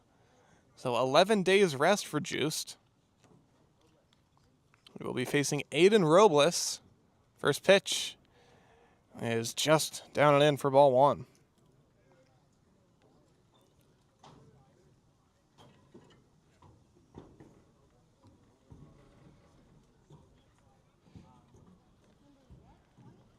Next one is fouled off to the right and out of play. So 1-1 now to Robles. This is the fourth time that Juiced has faced the Crawdads this year. Last time he kind of got roughed up on June 25th. Gave up 2 home runs, which are the first home runs he'd given up since 2024 when he was in high school. Next one is a slow breaking ball taken for a strike by Robles. That deceptive sidearm delivery working as intended. So 1 ball, 2 strikes. Juiced delivers. Swinging a ground ball to short. Feliciano fields the hop, throws to first. In time to get him. That's the first out.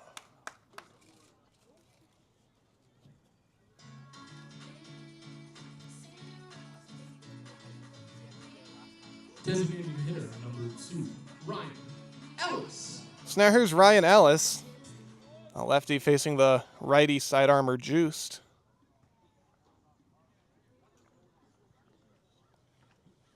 Juiced comes set. First pitch to Ellis. Called strike 1. I got a chance to talk with Ben during BP the other day.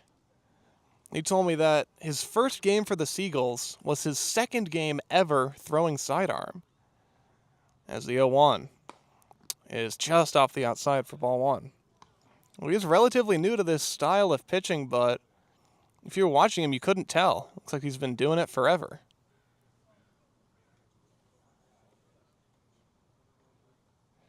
Comes the 1-1. Slow breaking ball tapped foul by Ellis. He took such a big swing that he had to take a couple steps back to avoid falling over. So 1-2 now.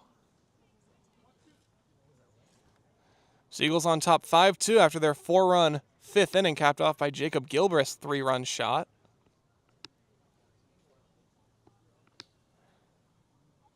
And the pitch. Outside, ball 2 now.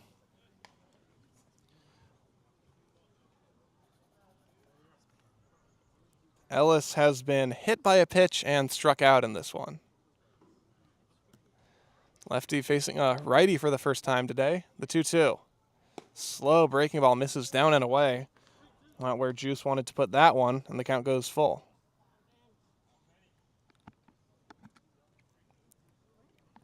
I'm off that first playing pretty close to the line. Now the full count pitch from Juiced. It's outside ball 4. Ellis on base for the second time today. Brings up Joe Coupland, the catcher. Pitcher number 6, Joe Coupland.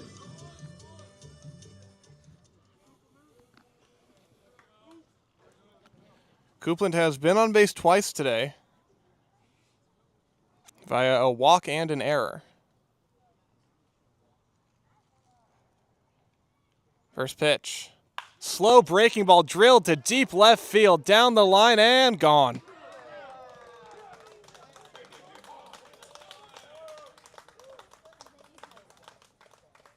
That's the second home run of the season for Joe Coupland. So just like that, the Crawdads get 2 runs back. Coupland's second home run of the summer and only his 18th at-bat with the Crawdads. Well, didn't think the Crawdads were going to go down easy, did you? This is a first-place team. They very quickly put 2 runs on the board.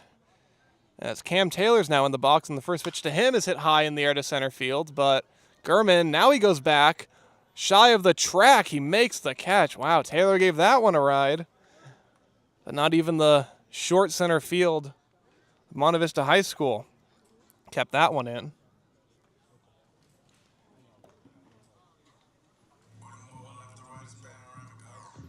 The third baseman, number 8, Kevin Parker Jr. So here's Parker Jr., who has struck out and reached on an error today.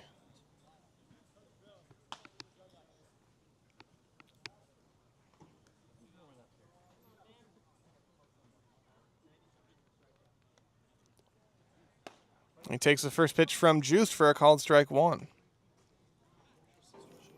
Juice working his first inning of relief. Came in for the starter Stidel. This inning has gone ground out, walk, home run, fly out. Now the 0-1. Strike two called.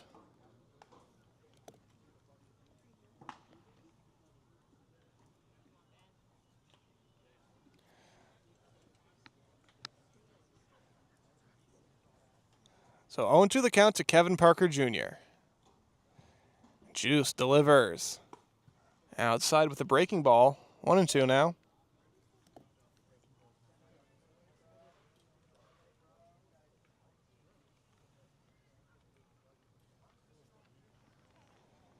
Juice now comes set on the 1-2. Just off the outside with a fastball. Pretty patient at bat for Parker Jr.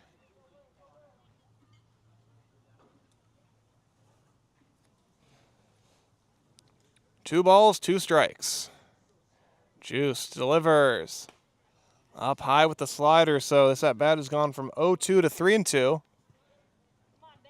This next one has to be a strike. You do not want to walk Parker Jr. on base with his unbelievable speed. Here's the 3-2. High fly ball, center field. Gurman going back, still going back on the warning track. He leaps and makes the catch up against the high wall in center field. A scary fly ball, but a favorable result for the Seagulls. 5-4. Seagulls lead through 5.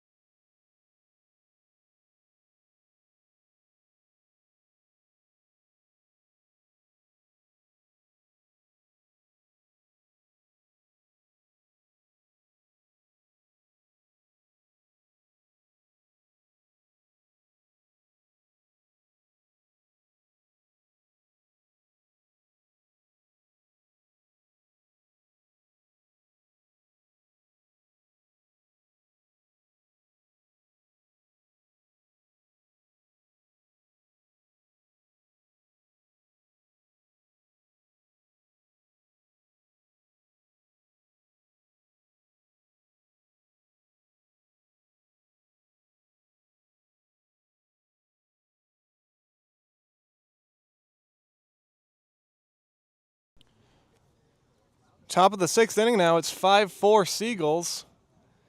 Crawdads got 2 runs back in the bottom of the 5th after the Seagulls got 4 in the top half on a 2-run homer by Joe Coupland. So Alan Ramirez will lead off for the Seagulls against Noah Zirkle, who's still out there. And the first pitch to him is in the dirt. Ramirez drew a walk last inning and then advanced from first to third on a wild pitch. Now the 1-0 to him. Line drive down the left field line. This is a fair ball, and it's going to roll to the wall. Ramirez with great speed is on his way to second, and he will be in there standing. A leadoff double for Alan Ramirez.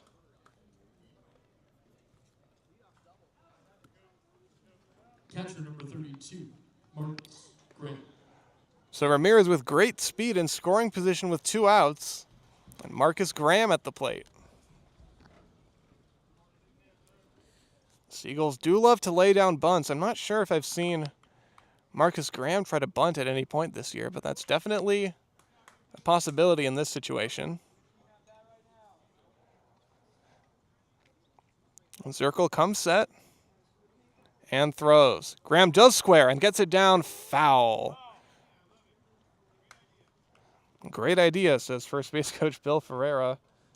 Like I said, Seagulls do love to bunt.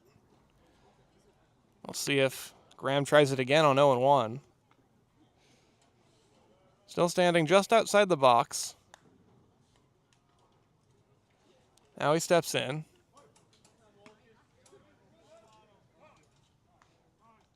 A time is called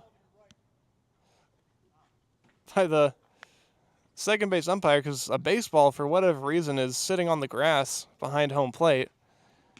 It's been retrieved by Devin James. He takes it back to the dugout. And Graham back in the box. No balls, 1 strike, the count. And the pitch. Graham swings and fouls it back. Right over my head and out of play. So 0-2 the count now. Got to put the ball in play here. At the very least, has to advance Ramirez from second. The pitch from Zirkle. In the dirt, ball 1. 5-4 the Seagulls lead. Here in the top of the 6th inning. Ramirez at second, nobody out. Graham at the plate, facing Noah Zirkle.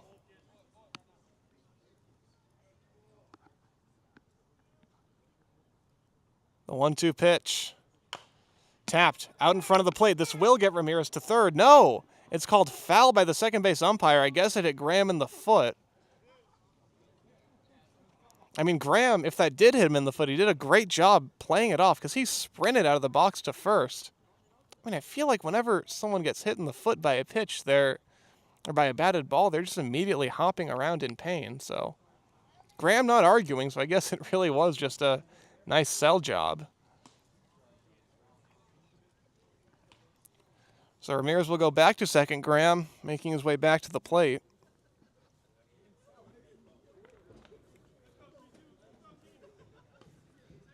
So the count will remain 1-2.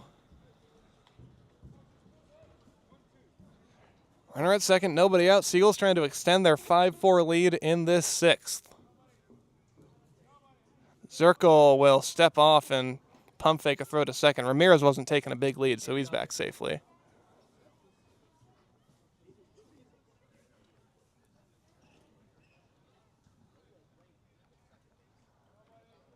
One ball, 2 strikes.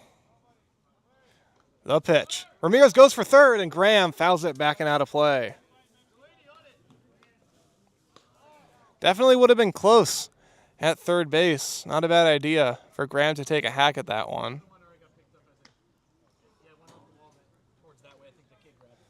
So still 1-2, the count. Crawdads outfielders playing relatively deep.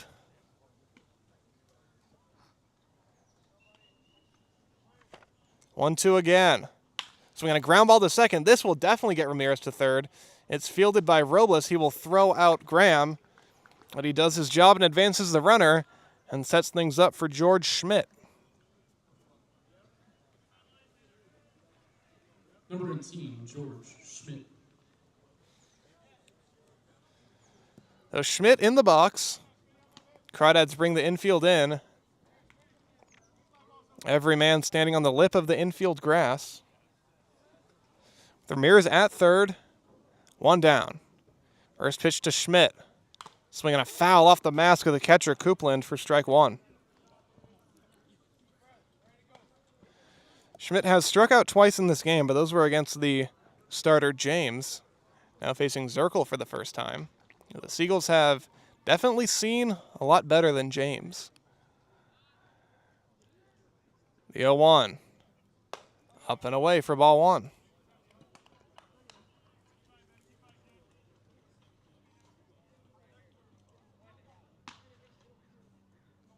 This will be a really nice time for Schmidt's first RBI as a Seagull.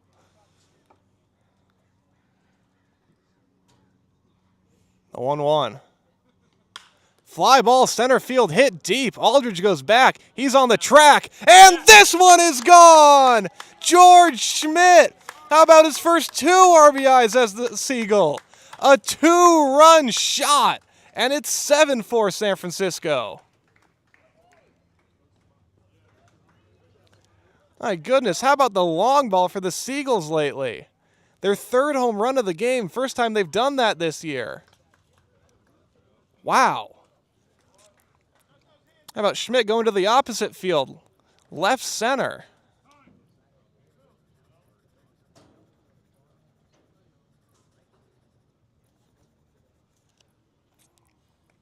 Now the Crawdads manager, Brant Cummings, making his way to the mound. So Zirkel's day is done. He's probably had better days. Gives up 2 home runs, a 3-run shot and a 2-run shot. So he's on his way back to the dugout. We'll tell you about the new Crawdads pitcher when we come back. Now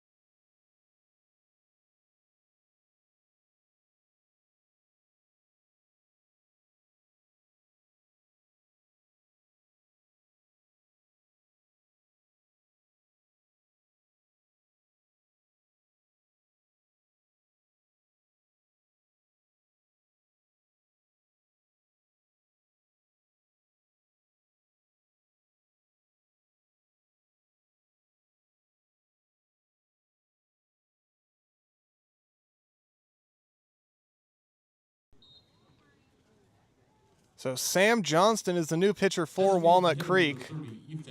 This will be his 6th outing of the summer, all out of the bullpen, and he's only thrown 2 2/3 innings, but he's given up 11 runs, 10 earned. He's facing Ethan Lopez in the first pitch. It's a fastball. Called strike one, a delayed call on a pitch that looked low. So Lopez against Johnston. And the pitch. Fastball outside for ball 1. Johnston, 33.75 earned run average in his 5 outings. The pitch. Lopez taps it foul at the plate. Strike 2. Seagulls have taken a 7-4 lead on the 2-run homer by George Schmidt, his first of the summer. 3 home runs for the Seagulls in this game. Here comes the 1-1.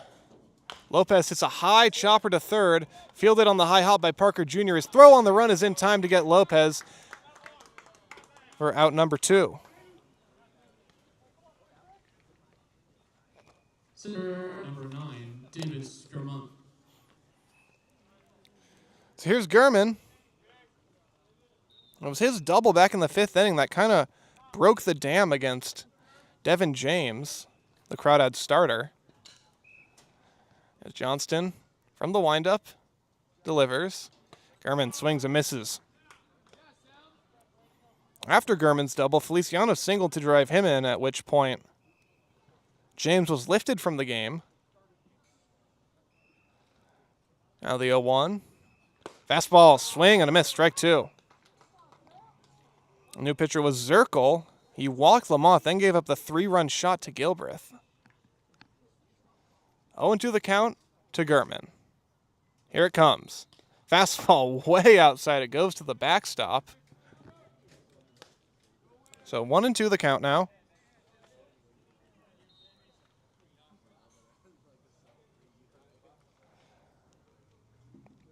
1-2 pitch. Down and away with a breaking ball. Nice leave by Gurman. And the count moves to 2-2.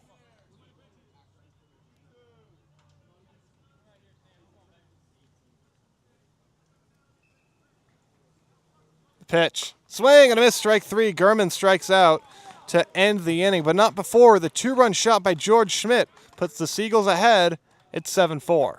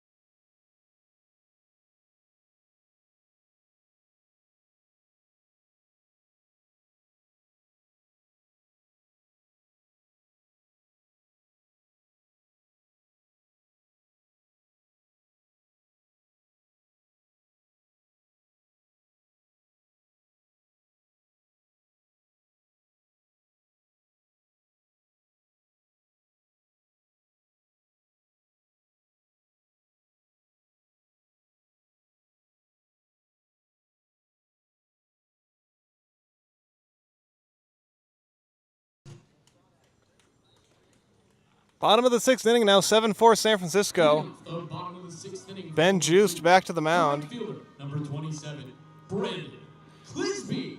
Juice gave up the home run to Coupland last inning. Now facing Clisby. And the first pitch. Check swing, did he go? Yes! Appeal to first says he went. Chasing a breaking ball below the zone, and that's strike 1.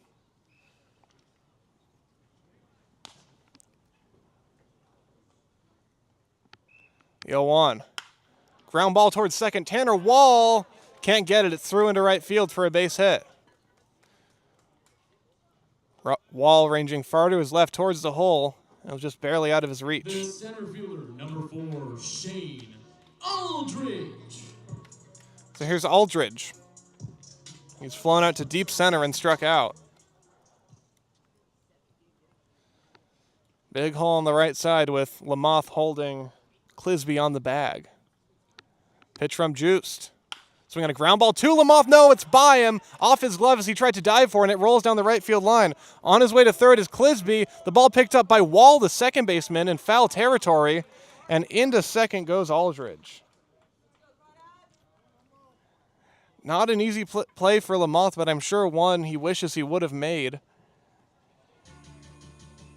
Their chance at a double play if he had snared that one. Elijah Ramos. Instead, there were runners at second and third and nobody out with Elijah Ramos at the plate. So a decent amount of hard contact for the Crawdads against Juiced so far. Seagulls have brought the infield in. Ramirez at third and Lamoth at first. Juiced throws. Swing on a ground ball to short. Feliciano fields the hot belt high. He'll throw to first in time. Coming in to score is Clisby, and it's 7-5.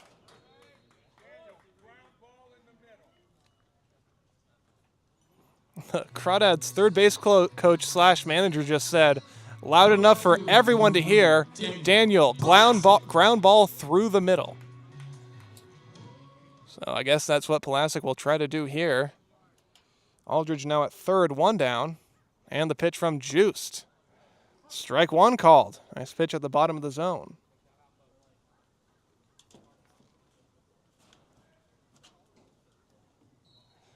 Seagulls still playing the corners in. The 0-1.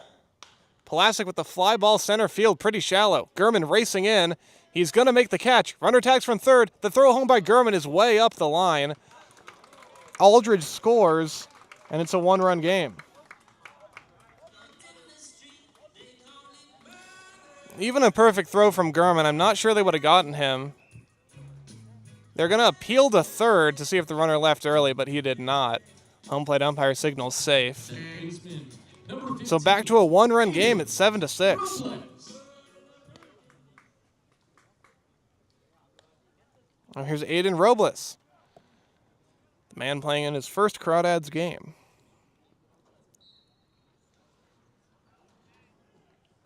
The set and the pitch. Robles lifts it high and foul along the right field line. A lot of room here. Can Lamothe get there? No, it's just barely out of his reach. Down the right field line.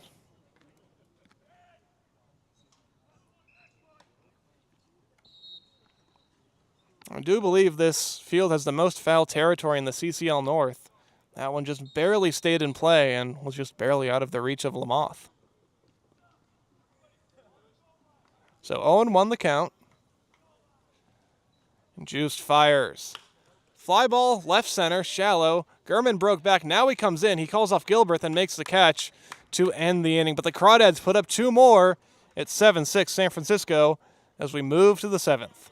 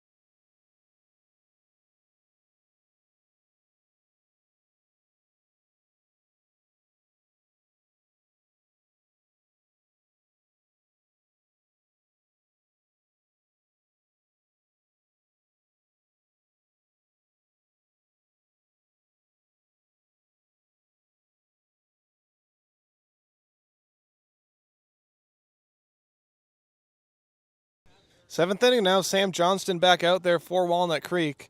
He'll be facing 2-3-4 in the Seagulls lineup. That's Feliciano, Lamothe, and Gilbreth. Leading off the top of the 7th inning for San Francisco, shortstop number 7, Emilio Feliciano. A big offensive day for the Seagulls. They lead 7-6 behind home runs from Lamothe, Gilbreth, and Schmidt. First pitch to Feliciano. Swinging a line drive center field. Is it going to hang up? Yes. Unfortunate. It was right at Aldridge. It's one of the hardest hit balls Feliciano has had all summer. Well, it just found the glove of an outfielder.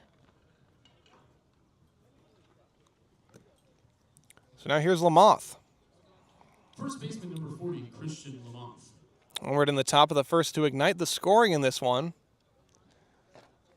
Crazy back and forth game. First pitch. In there, strike one with a breaking ball. Seagulls lead 7-6 as they try to beat the Crawdads for the first time this year and win on the road for the first time since opening day. The 0-1. Breaking ball, foul back to the screen. Strike two. And the ball has been flying out of the Seagulls' last 2 games. They had 5 combined home runs between both teams last game. 1 for San Francisco, 4 for Sonoma as the 0-2. Up high to Lamothe, ball 1. And 4 combined home runs so far in this one. 3 for San Francisco, 1 for Walnut Creek. 1-2 pitch. Lamothe reaches for it and taps it foul at the plate. Way out in front, but Lamothe's so good at making contact even when it's not the most balanced swing. So the count remains 1-2.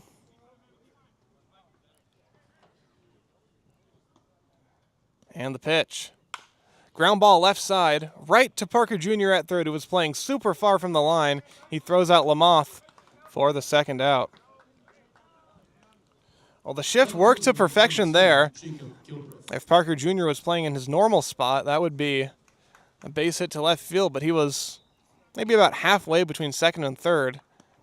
Didn't have to take any steps laterally.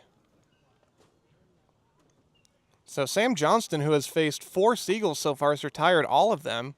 Now he's facing Gilbreth. Gilbreth takes the first pitch strike.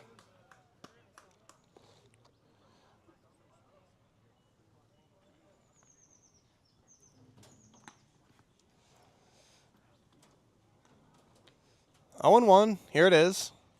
Swinging a line drive, just foul, down the first baseline. First base coach Bill Ferreira has to duck out of the way. So quickly 0-2 on Jacob Gilbreth.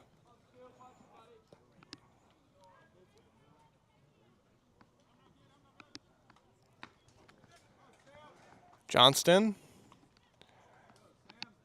From the windup, throws. Swinging a tapper, foul at the plate. So Gilbreth battling a little bit. Still 0-2.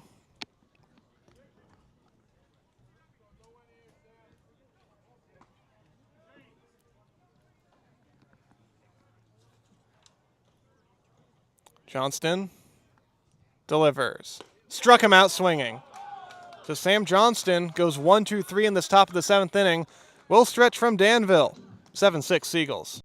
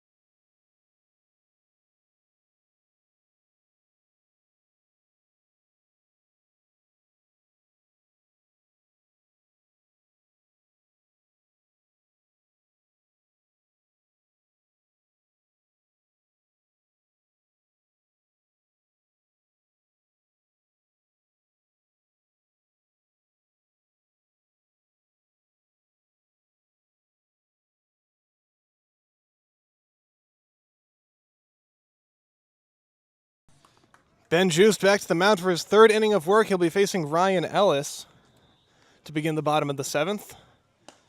Ellis takes. Ball 1 up and away with a breaking ball.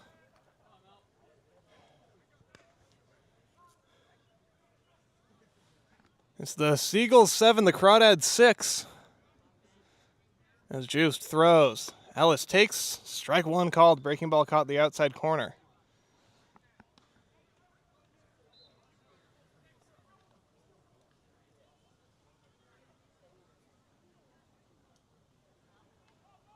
One. Up high, just missed. Good eye by Ellis. So 2-1 the count now.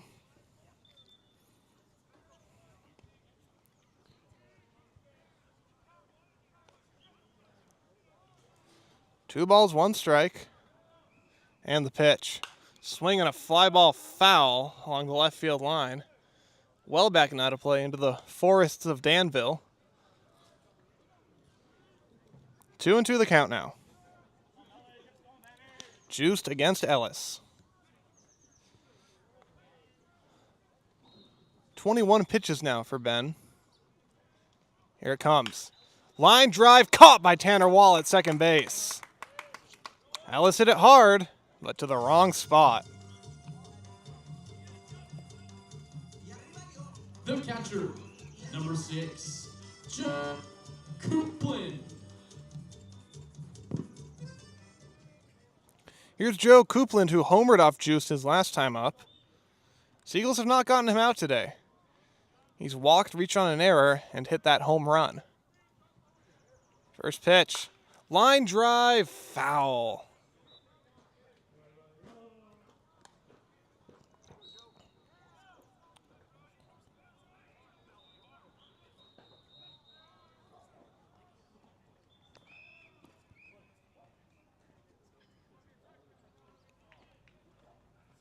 Here's the 0-1. Lifted foul down the right field line. George Schmidt gives chase, but he's not going to have any chance to get that one. 0-2 now to Coupland.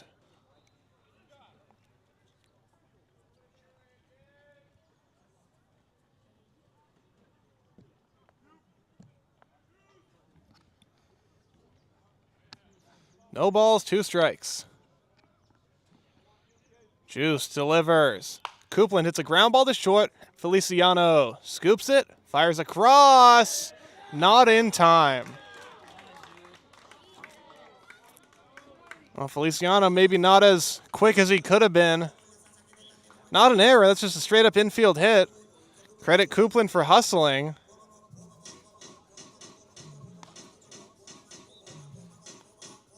So Mark Caviglia will go out to the mound. We'll see if this is the end of the line for Juiced. And it looks to be. So Ben Juiced's day is done after 2 1/3 innings.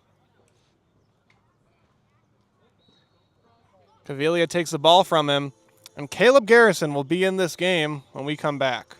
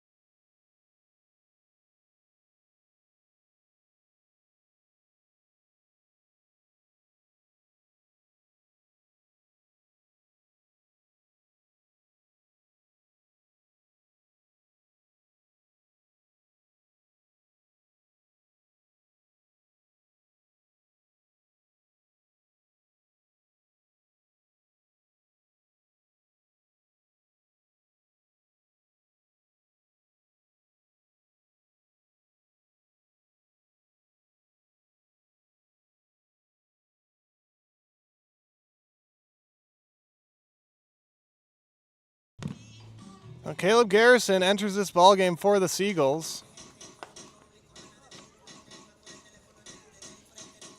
Garrison pitching for the 11th time this summer. He's thrown 27 innings. He's got an ERA of 7, but that doesn't really reflect how dominant he is when he's on. If there's one thing he's susceptible to, it's giving up the long ball, but we've seen him just absolutely mow through some lineups this year. He's going to try to keep things where they are. Seagulls on top 7-6 with 1 down and a runner at first. Here in the bottom of the 7th. Garrison's first task will be Cam Taylor. He throws. Taylor takes inside for ball 1. Ben Juiced finished after 2 1/3 innings. That home run he gave up to Coupland was the 3rd one he's given up this summer, which is just kind of bewildering because when you go back through his baseball career, as Garrison fires, Taylor rips that one into left field, coming on Gilbert, and it's going to fall in front of him for a base hit. Taylor goes the other way. Crawdads are in business. Anyway, for Ben Just, before this summer with the Seagulls, the last time he'd given up a home run was 2022 when he attended Sacred Heart in San Francisco. And the most astonishing thing about all that is all 3 home runs he's given up are to the Crawdads. Well, they just see him a lot better than everybody else for whatever reason. Anyway, Garrison now on the bump, first and second, 1 down. Kevin Parker Jr. at the plate.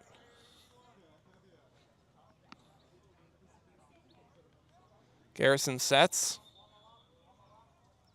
And the pitch. Parker Jr. shows bunt, but pulls back as the pitch is well down and away for ball 1.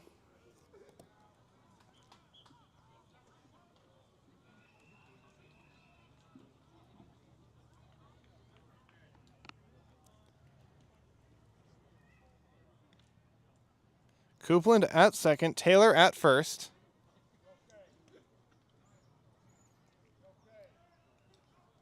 The 1-0. He shows bunt again and pulls it back on a fastball up high. So Parker Jr. now ahead in the count, 2-0. Man, trying to bunt in this situation with 1 out just shows that they have a ton of faith in Brandon Clisby, who's on deck. Of course, Parker Jr. is so fast that he's definitely capable of bunting for a hit.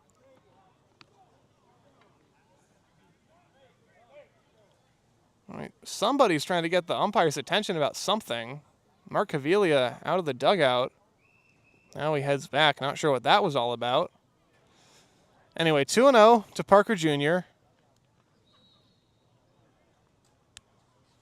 Garrison stares into Graham, sets, and throws.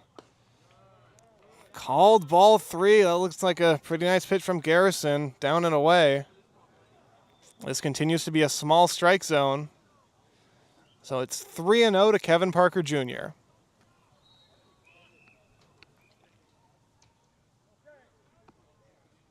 The pitch.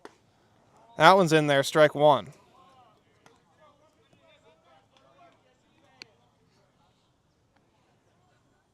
Parker Jr., great speed, very tough to double up.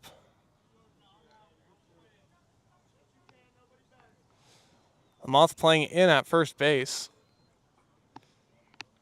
3-1 the count to Parker Jr. He takes ball 4. My goodness. That looked really good to me, not to the home plate umpire. The bases are loaded.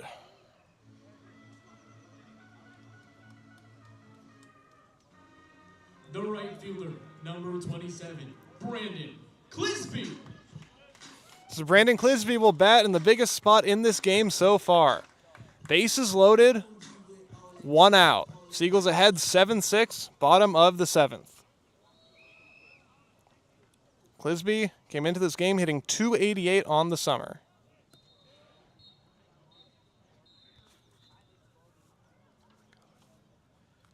Garrison fires. Clisby takes ball 1 just below the zone. My goodness.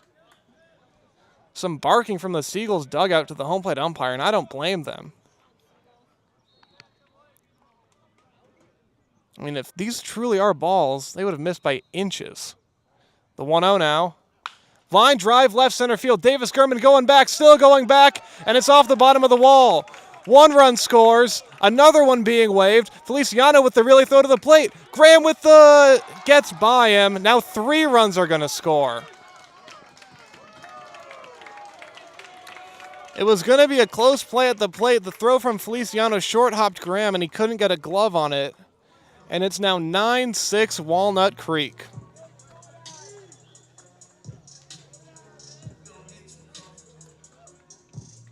So 2 RBIs, another run crosses on the error. Crawdads are back in front. It's 9-6. The center fielder, number 4, Shane Aldridge.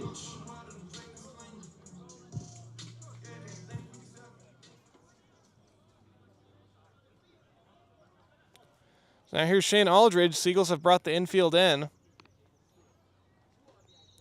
And the pitch. Called strike one. A deflating inning for San Francisco. They have yet to beat the Crawdads this year. They're 0-7 against them. Here comes an 0-1 from Garrison. Aldridge takes strike one. Strike two, rather, so 0-2 the count. 9-7 Crawdads on top. Runner at third. One down. The 0-2. Ball one, down and away. This inning started with Ryan Ellis lining out to second. Then Coupland singled, which knocked Juiced out of the game. Garrison came in. He's allowed a single, walk, and double. The 1-2. Up high for ball two.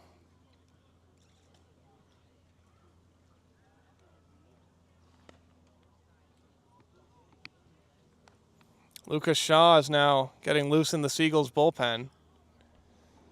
Garrison comes set and throws. Up and away, and this count has gone from 0-2 to 3-2.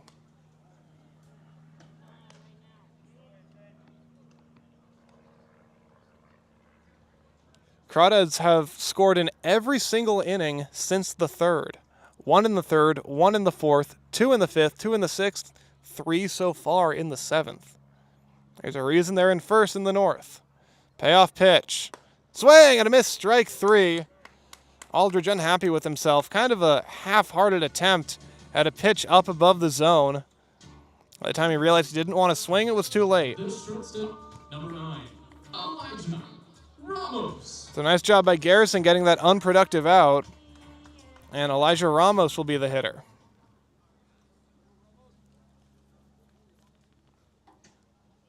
Clisby still at third. 2 down. Garrison comes set. And the pitch. Ramos takes a fastball up high for ball one.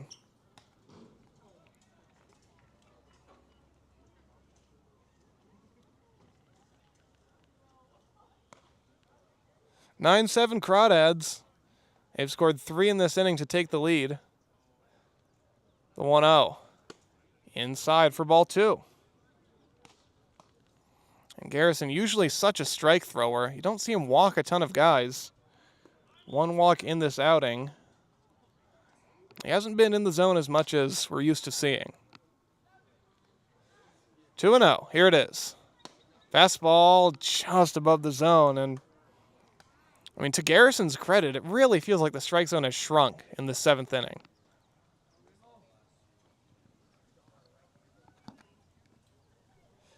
So 3-0 to Ramos. Garrison throws. Way upstairs for ball 4. So now Garrison has faced 5 batters in this outing. 4 of them have reached. And Cage Casconi will go out for a mound visit.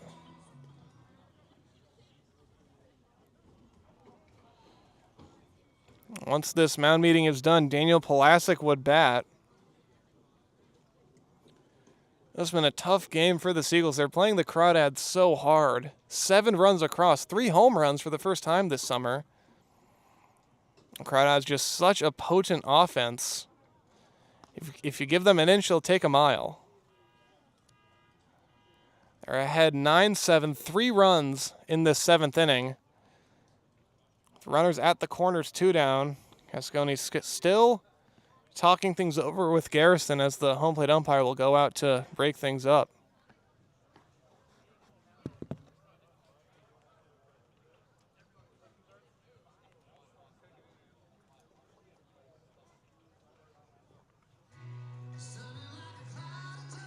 The left fielder, number 3, Daniel Pulasic. So 9-7 Walnut Creek. Daniel Pulasic in the box.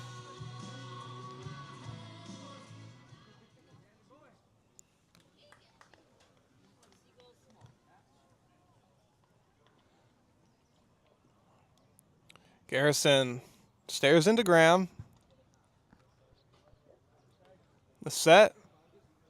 And the pitch. Runner goes from first. Graham will not even attempt to throw. He immediately looks to third.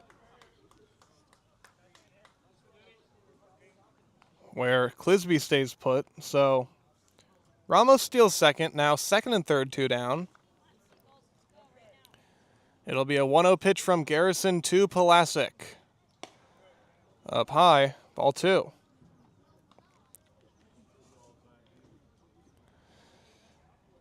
Garrison, a product of Las Lomas High School. Pulasic out of Alhambra High School. Those two teams play quite frequently. Not sure if this matchup specifically ever happened in high school. Now it's a 2-0. Pulasic hits a foul over the Seagulls dugout and out of play.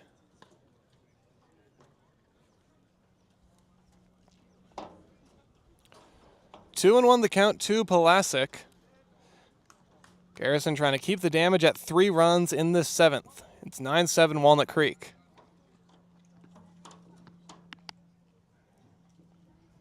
The 2-1. Down low for ball 2. I think that ball 3 actually.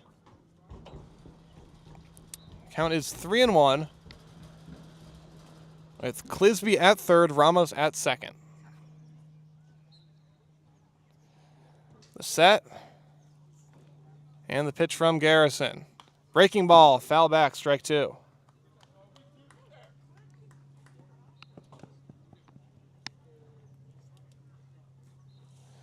Garrison steps off, takes a walk around the mound. Fiddles with the rosin bag. Ahead of a 3-2 pitch to Pulasic. He stares in. Comes set. And throws. Ground ball to third. Ramirez fields it at his belt, bobbles it, throws across, not in time. Pulasic runs it out.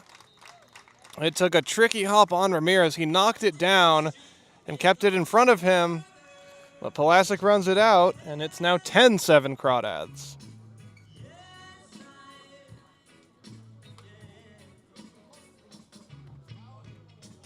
The second baseman, number 15, Aiden Robles. So here's Robles as the Crawdads have batted around in this 7th inning. Cage Casconi will go out to the mound again. The second batter in a row.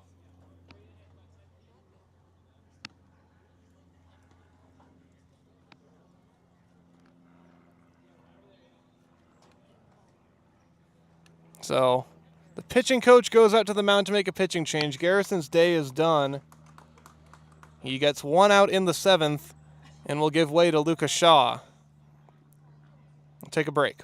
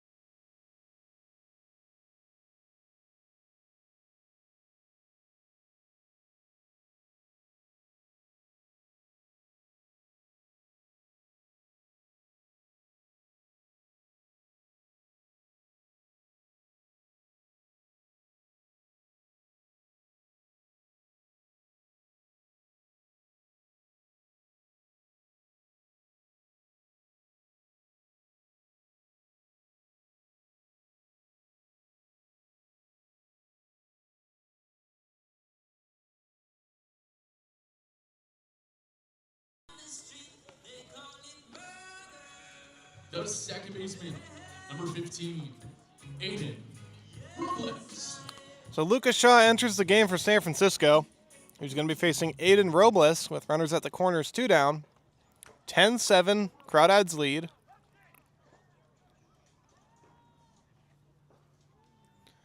Shaw delivers. Runner goes from first. Pitches outside. Once again, Graham won't make a throw. And Pulasic steals second. Got a feel for Caleb Garrison. He came into this game with a 7-6 lead. He departed with a 10-7 deficit. And Lucas Shaw trying to keep things there. 1-0. Check swing. He did not go. More chatter from the Seagulls dugout to the home plate umpire. Now he takes off his mask.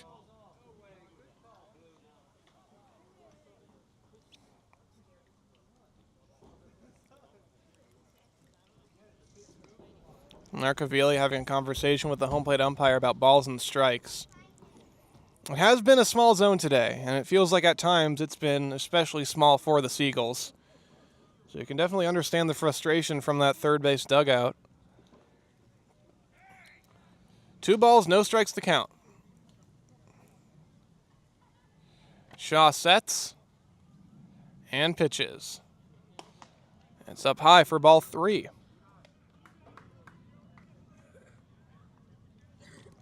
Well, the Crawdads have already clinched a spot in the playoffs, so from that standpoint, this game doesn't matter to them. They're just barely ahead of the Blues in the standings, so seeding definitely still a factor as the 3-0 pitch is in there for strike 1. Robles had his hands on his bat like he was going to toss it away, but that was definitely a strike.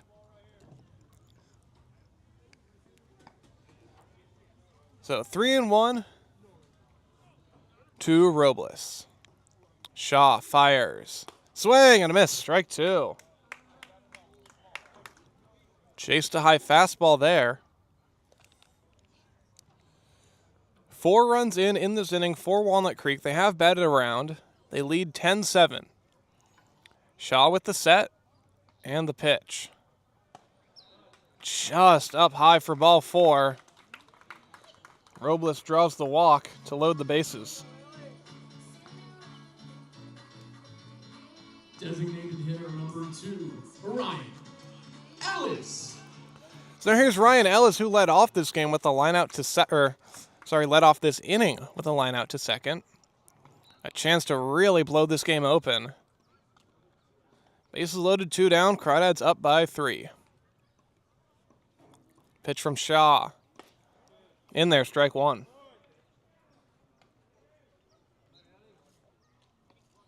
Ramos at third, Pulasic at second, Robles at first.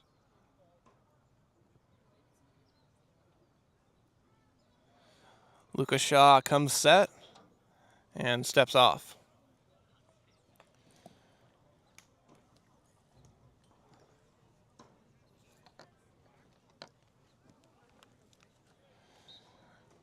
Now Shaw back on the rubber. He throws. And Ellis takes ball 1. Seriously, where did that miss? Anyway, 1-1.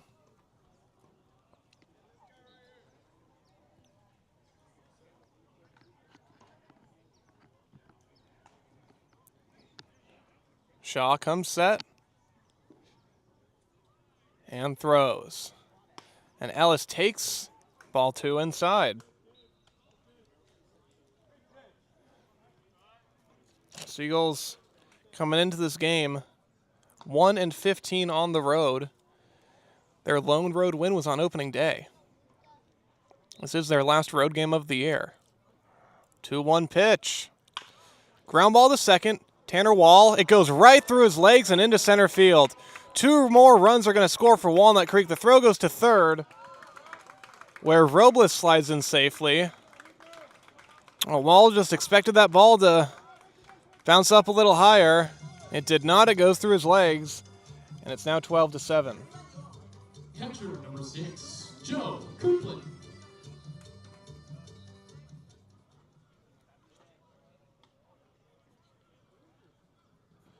So Ramos and Pulasic score. That closes the book on Garrison. Robles goes to third. Ellis Now at first with Joe Coupland at the plate.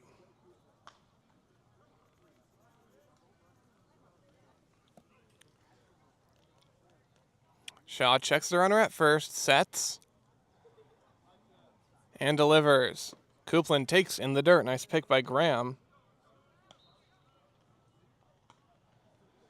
Well, the Seagulls, barring a comeback today, will have one more chance to beat the Crawdads on Friday at home. Here comes the 1-0. Up high to Coupland. Ball 2.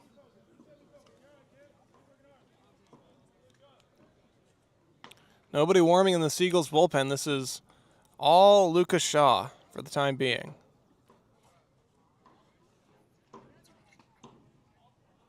Pitch. Up high, and it's 3-0. Shaw came in relief of Garrison to face Robles, who walked. Then Ellis reached on an error by Wall. Now it's Coupland. Head in the count, 3-0.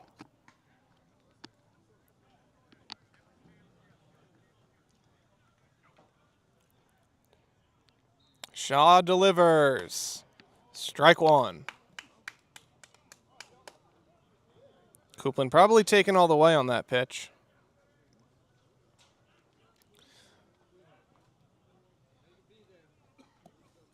Three-one. Now it's just above the zone for ball 4, and it feels like definitely some umpires in the CCL would have called that pitch and several other pitches in this game that have been called balls a strike. Cam Taylor. So the bases once again loaded for Walnut Creek, and Shaw will face Cam Taylor. Crawdads up by 5 with a chance for more.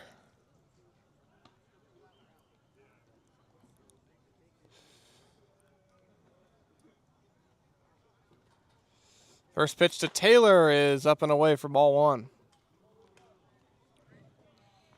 Cam Taylor, very upright batting stance.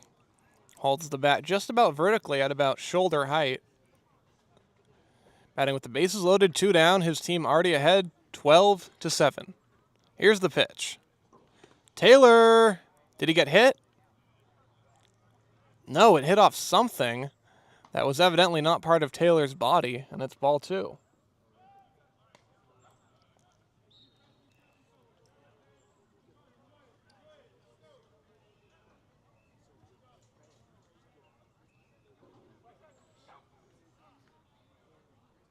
So 2 balls, no strikes to Cam Taylor. Shaw deals. That's called a strike, and it's 2-1 now. You'll just feel like the Crawdads might be especially passive as Shaw continues to struggle a little bit finding the zone. Here comes the 2-1. Taylor takes ball 3, another one that's just barely above the strike zone. So 3-1 the count, nowhere to put Taylor, bases loaded, 2 down.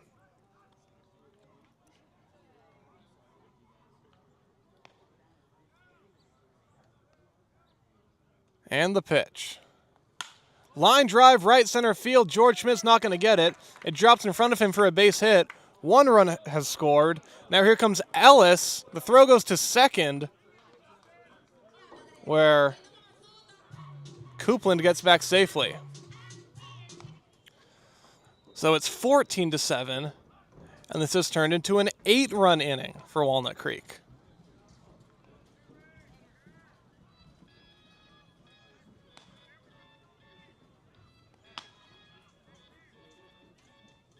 Cage Cascone out for his 3rd mound visit of the inning.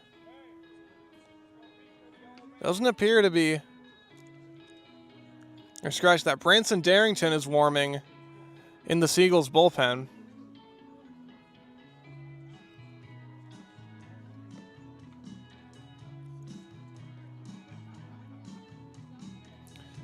So the mound visit is over. Cascone walking back to the dugout. Seagulls returning to their positions.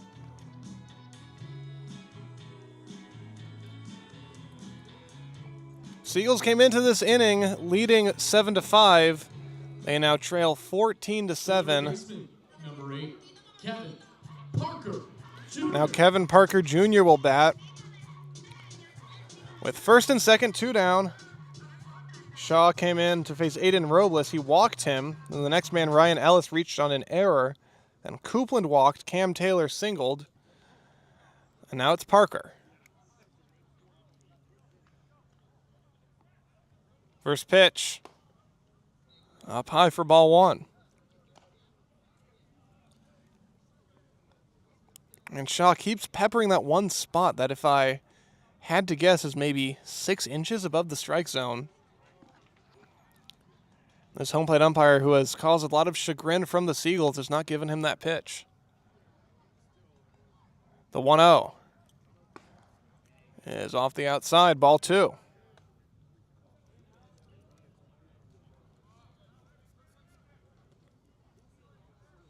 Copeland, the runner, at second. Taylor at first. Shaw trying to finally end the 7th inning. The 2-0. Swing and a miss. Strike 1.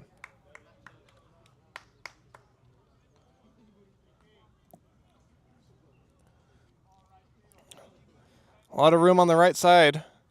Lamothe, as per usual, playing pretty close to the line. Wall close to the second base bag. The 2-1. Breaking ball in there. Strike 2.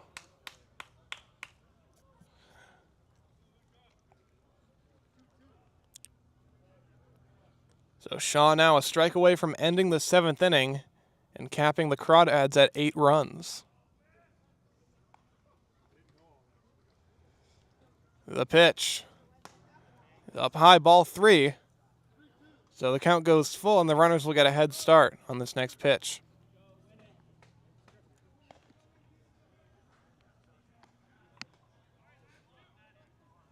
Three balls, 2 strikes to Kevin Parker Jr. Here's the pitch from Shaw. Breaking ball way up high, and he walks Parker Jr. to load the bases once again.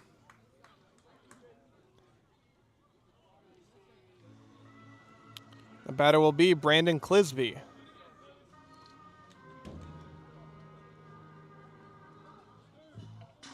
The right fielder, number 27, Brandon Clisby. Well, Clisby had the biggest swing of this inning from a game situation standpoint. His double scored 2 runs, and then a third came around on an error. He's at the plate once again. He's the 5th Crawdad to hit for the 2nd time in this inning. Takes the first pitch from Shaw, down and away for ball 1. And even with the 7, even though this is a 7-run game, the home plate umpire still not opening up his strike zone. So it's 1-0 to Clisby. And the pitch from Shaw swung on and tapped foul at the plate for strike 1. A painful game for the Seagulls. I mean, the last time they faced the Crawdads, they kept it close all game long. They were a strike away from sending it to extra innings, but TJ Woodson, who's not in the lineup today, hit a walk-off home run right over the foul pole. The 1-1.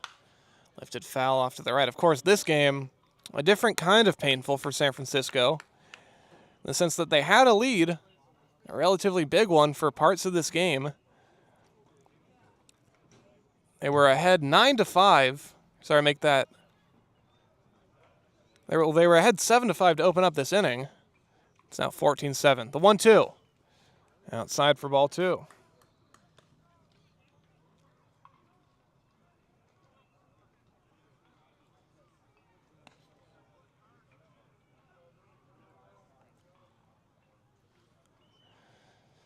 Two-two pitch. Up high, and the count goes full.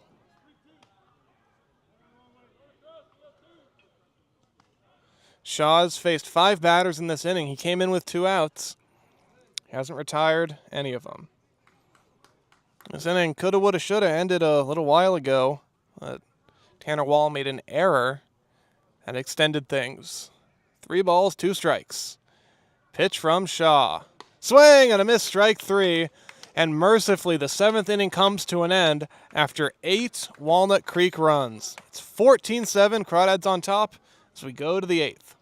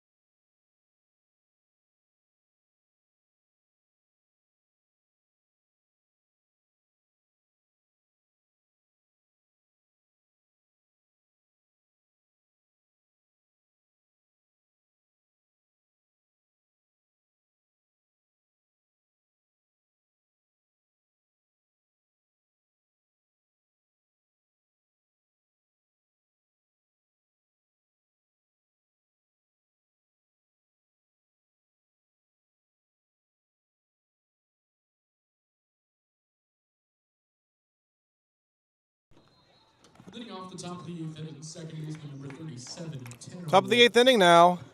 Tanner Wall leading off against Sam Johnson. First pitch. Lifted high and foul. Back over my head. I'm somewhat surprised to see Johnston still in this game, given how long that bottom of the 7th inning went. Pretty long layoff for Johnston. As his 0-1. His tapped foul at the plate, strike 2. Johnston has faced 5 Seagulls in this game, not including Wall. And he's retired all of them.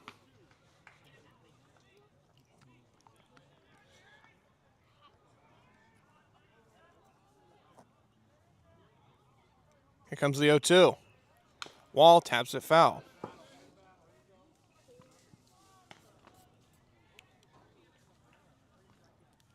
Wall has struck out 3 times in this game.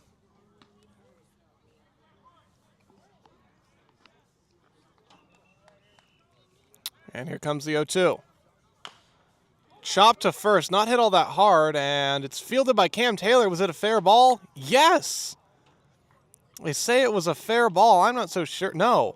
The first base umpire called fair. The home plate umpire called foul. So who supersedes who? Once again, the first base umpire called fair. The home plate umpire called foul. Both of them were standing directly on the line. Well, the other umpire is going to call those two over, and they're going to discuss this. It's the first time I've seen this summer. 2 umpires making 2 different calls. If it is a fair ball, Wall would be out. If it's foul, he'd still be in the box.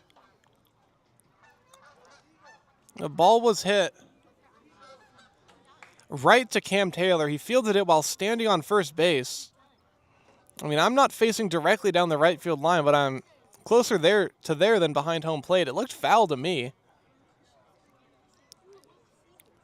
So an unusual situation, and I'm sure no matter what the call is, one of the managers will demand some kind of explanation. Umpire's still talking this over. Seagulls trailing 14-7. Nobody out here in the top of the 8th. They're trying to figure out how to call Tanner Wall's ground ball. What's the call? Did they signal?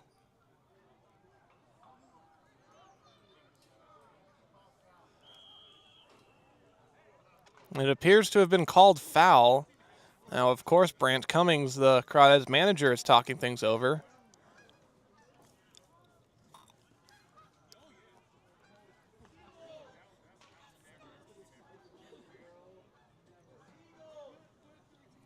Well, they're still talking things over with Cummings.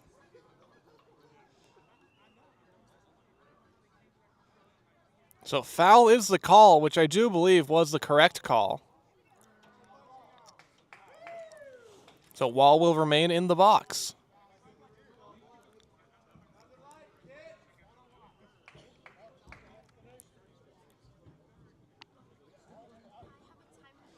Oh, well, the third base umpire just asked Mark Caviglia, do you want an explanation?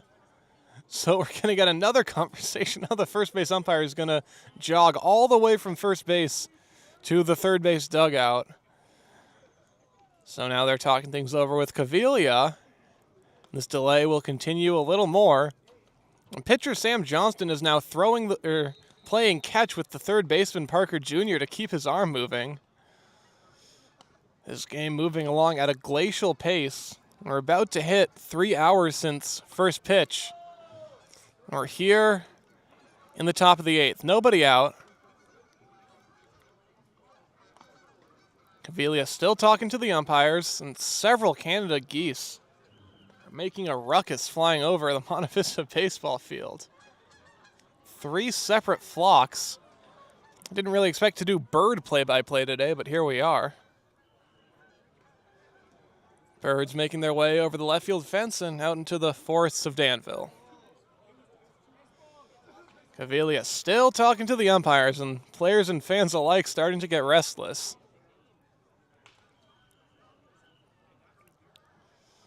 All right, so Caviglia's headed back to the dugout, and it looks like, hopefully, we will return to baseball.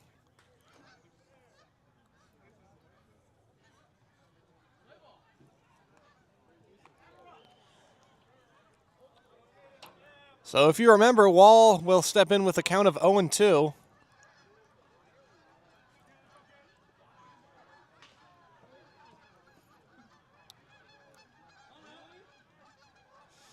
So Wall in the box as the Canada geese are back in view.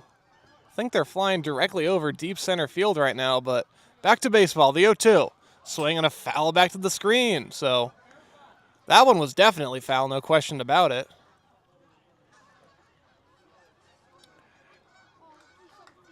Oh, no, are the geese going to settle on the field? They're flying really low. Maybe 50 feet above the outfield. Now they're along the right field line. Again, I don't know why I'm doing bird play-by-play, but that's just what's happening today. So still 0-2 to Tanner Wall. The pitch. Ground ball towards the middle, off the glove of leaping Johnston, and through into center for a base hit.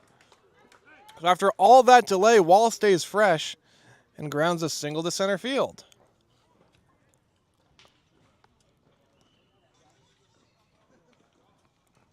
Third, number 56, Alan Ramirez.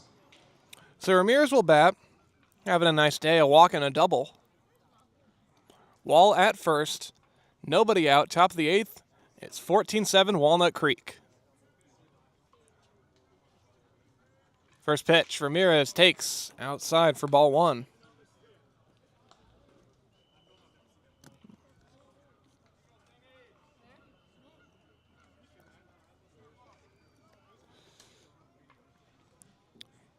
Comes the 1-0 to Ramirez. He takes it down below the zone for ball 2. Zone is consistently small for the most part. I mean, I'd imagine if that was called a strike, the Seagulls dugout would erupt. 2-0 pitch. That one's called a strike. So 2-1 now. That previous pitch, I mean, by a textbook strike zone, I think that would have been called a strike. If I had access to TrackMan, that would be my guess. Anyway, the 2-1. Ramirez fouls it off over the backstop.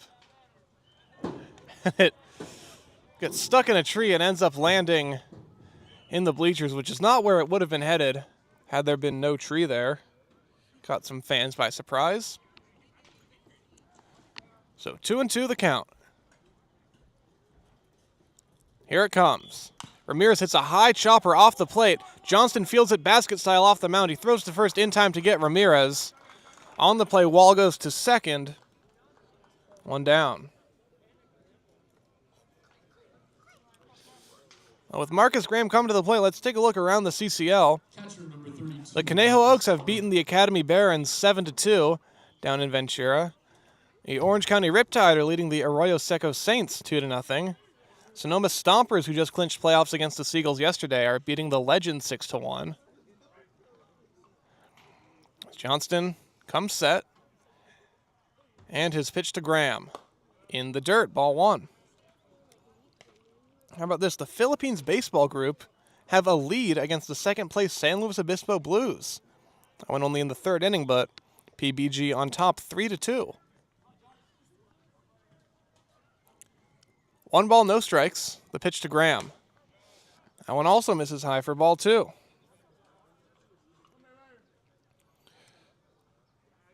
Graham looking to get on base for the first time today.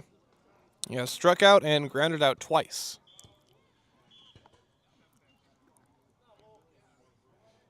Here's the 2-0. Graham lines it up the middle for a base hit. Wall went back to second, so he's going to be held up at third. How about Marcus Graham with a solid single to center? And the Seagulls have got men on the corners with only 1 out.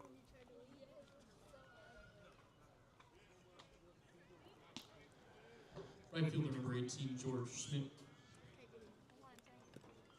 So now here's George Schmidt. As Brant Cummings is going to make his way to the mound, so I imagine Johnston's day will be done. Johnston, who came in the 6th inning, retired the first 5 Seagulls he faced, but after that incredibly long layoff in the bottom of the 7th, faces 3 guys, 2 of them get hits. So Johnston walking off the mound, and we'll tell you all about the new Crawdads pitcher after the break.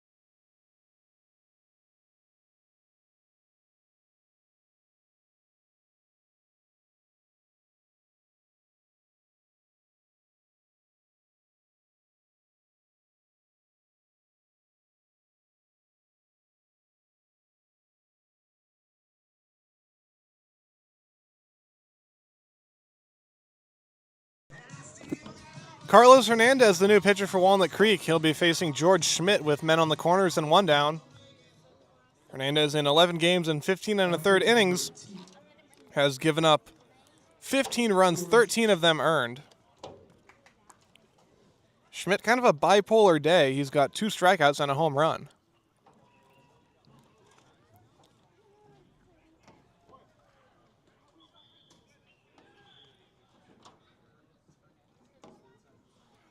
Here's the first pitch. Schmidt pops it up foul. Back over my head into a tree and out of play.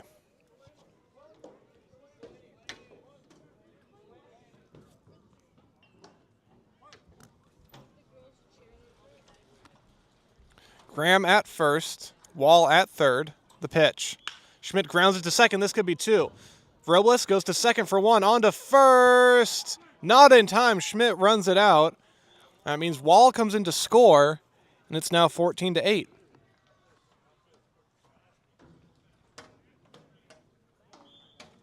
Now, you love to see the hustle from George Schmidt, even in a 7-run game.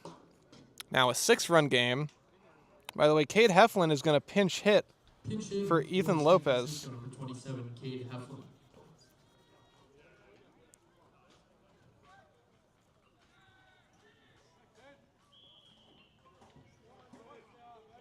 So Schmidt at first, 2 down, 14-8 the score.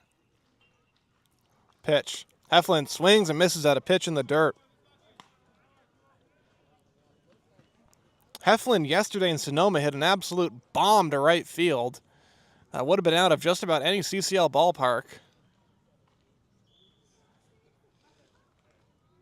Here comes the 0-1. Heflin takes outside for ball 1.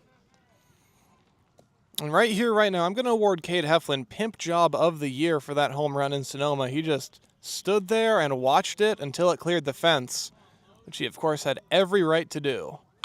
1-1 is laced into center field, a base hit for Heflin. So he continues his hot hitting. Schmidt stops at second. And that'll bring Davis Gurman to the plate.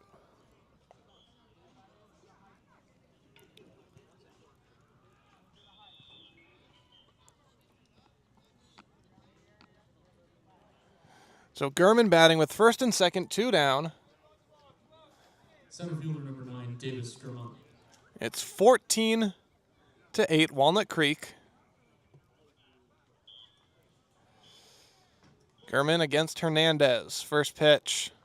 Swinging a pop-up foul towards the Crawdads dugout and over it, out of play.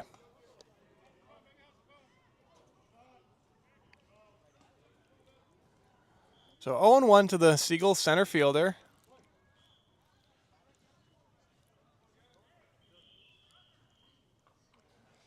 Hernandez checks second and throws.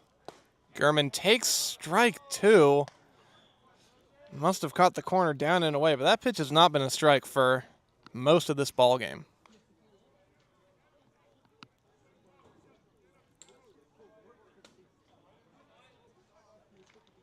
0-2. Gurman lifts a high fly ball left center field, medium deep. Aldridge, the center fielder, calls for it. He's out in left center, and he makes the catch to end the inning. Seagulls get a run on the fielder's choice by George Schmidt. It is 14-8 as we go to the bottom of the 8th.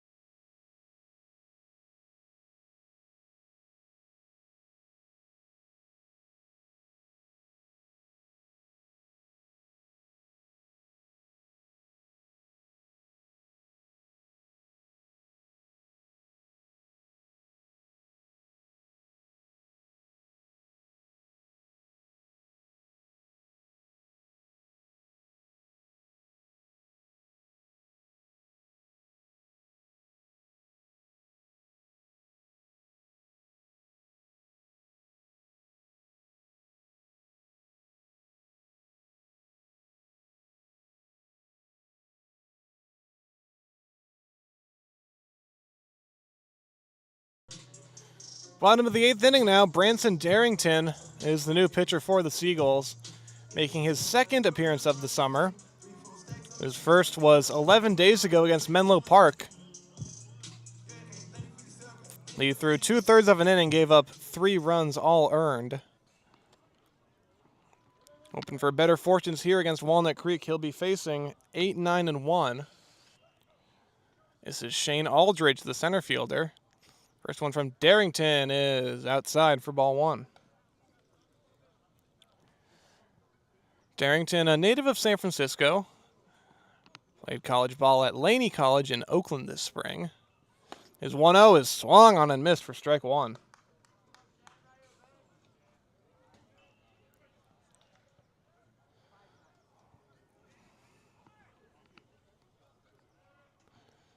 On 1. Aldridge takes outside for ball 1. 14-8 Crawdads. It looks like they're going to extend their lead in the CCL North. They're sitting in first place right now at 24-10. As the 2-1 is just above the zone for ball 2.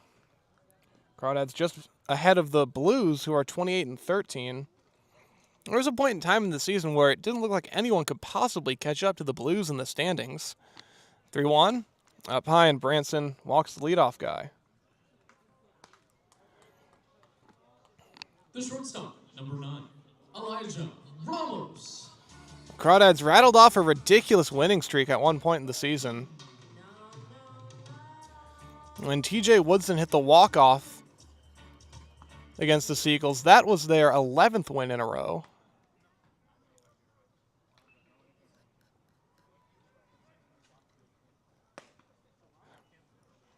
That streak reached 13 games before it was snapped with a 13-3 loss to the Merchants. It's Elijah Ramos, by the way, who took first pitch for a ball. The next one, runner goes. It's way outside, and Graham, since he had to lunge for it, is not capable of making a throw. So Aldridge steals second. A lot of stolen bases for Walnut Creek in this one. They really employ the running game, especially against the Seagulls. So 2-0 the count to Elijah Ramos. Darrington throws. Fastball, called the ball.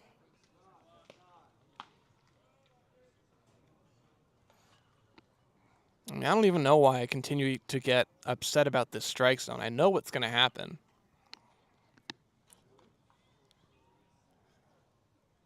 The 3-0 pitch is in the dirt, bounced in front of the plate, and Darrington has walked the first 2 men he's faced.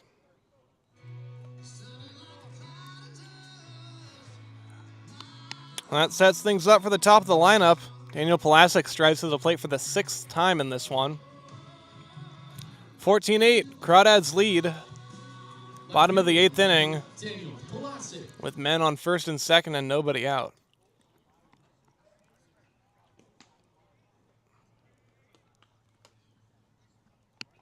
First pitch, Palasic takes up high for ball 1.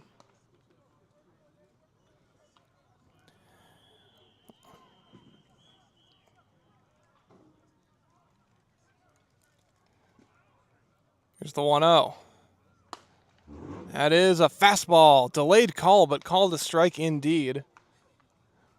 I wouldn't be surprised if Palasic was just taking until Darrington threw him a strike. So 1-1 the count now. Here it comes. Up and away for ball 2. Well, the Crawdads, as a team, they've got the 4th most RBI in the CCL. 14 runs for them today. 2-1. Called strike 2 on the inside corner. And Darrington peppering that spot to Palasic, and now it's 2-2. Crawdads showing exactly why they're in first place today. 2-2. Ground ball to second. Brooks now into the game, flips to Feliciano for one, on to first, and Feliciano threw it high. Wall, who's now at first base, jumped up to stab it. Not sure if he would have been safe even with a good throw.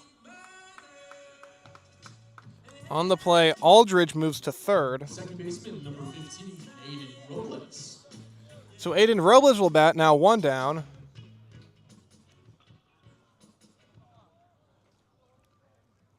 Robles in his Crawdads debut has been on base 3 times, all of them walks.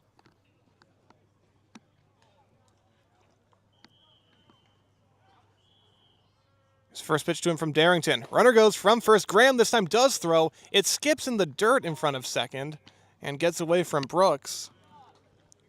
So Ramos stays put at third. Pulasic steals second.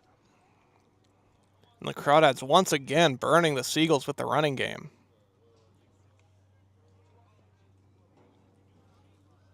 Pitch was a strike to Robles, so make it 0-1. Second and third, 1 down. Pitch from Darrington. That's in there, strike 2.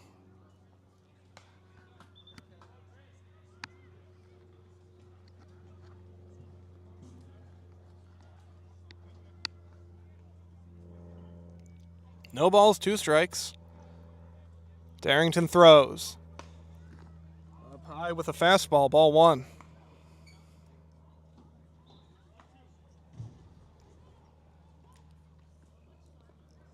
Aldridge, the runner at third. Pulasic, the runner at second. Here's the pitch. High pop-up. Shallow right. Bryce Brooks from second makes the call. He's got it. And the runner from third tags. Now he goes back about 30% of the way down the line. The throw in, but gets away from Graham. But Aldridge stays put at third. What I think happened there with Aldridge is he started off third, which is what good base runners do on a pop fly, even if it's that shallow. But Brooks didn't start to make a throw. So then Aldridge took a few steps, genuinely trying to get home. Then he went back. But if he had kept going, he would have scored because Graham wasn't able to contain the throw. Anyway, it's just an unproductive fly ball. It's the second out. The batter will be Ryan Ellis.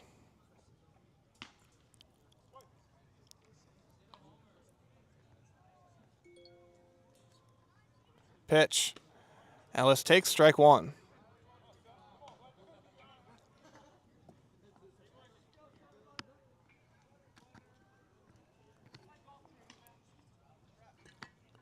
Set by Darrington and the 0-1.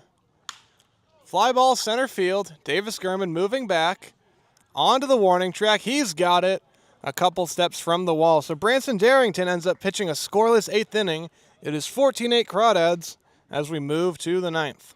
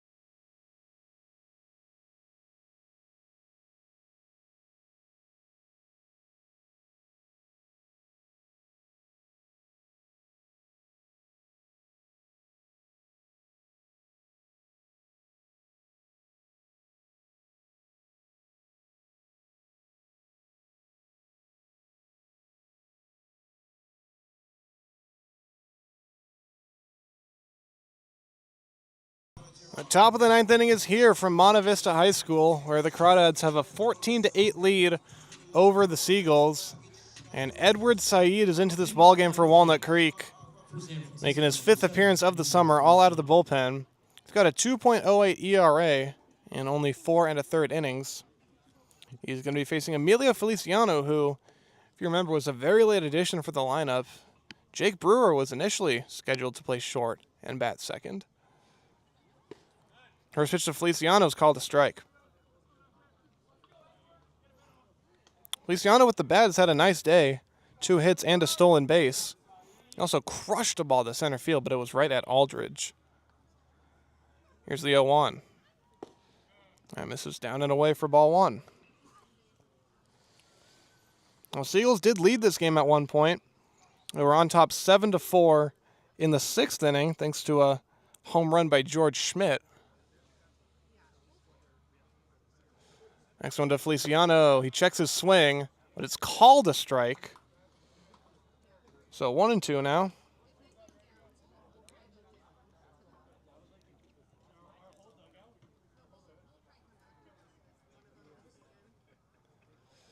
The 1-2 pitch.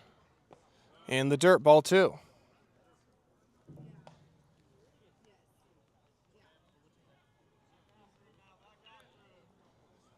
Seagulls also led 5-2 in the 5th inning. Here's the 2-2.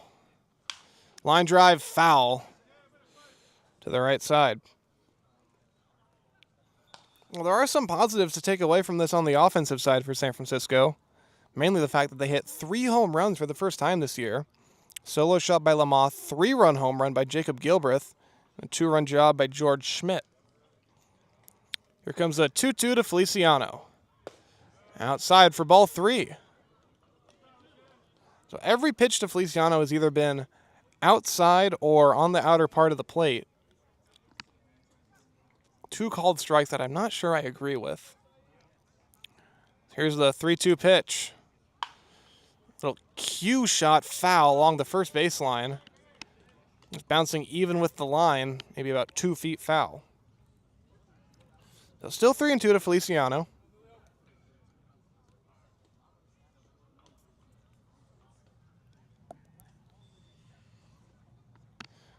Edward Said from the windup throws.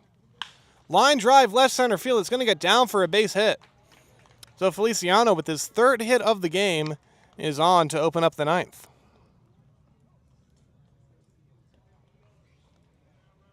Second baseman number 1, Bryce Brooks. So here is Bryce Brooks, who came in as a defensive replacement for Lamothe.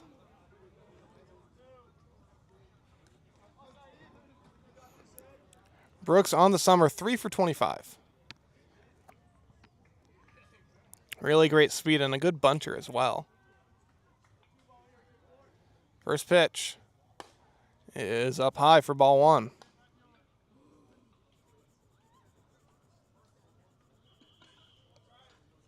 Feliciano at first, nobody out. 14-8, Walnut Creek on top in the top of the 9th. 1-0. Tapped foul, strike 1.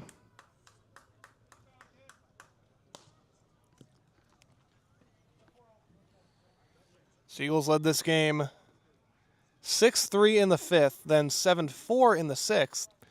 They went into the bottom of the 7th with a 7-6 lead, and the Crawdads scored 8 times.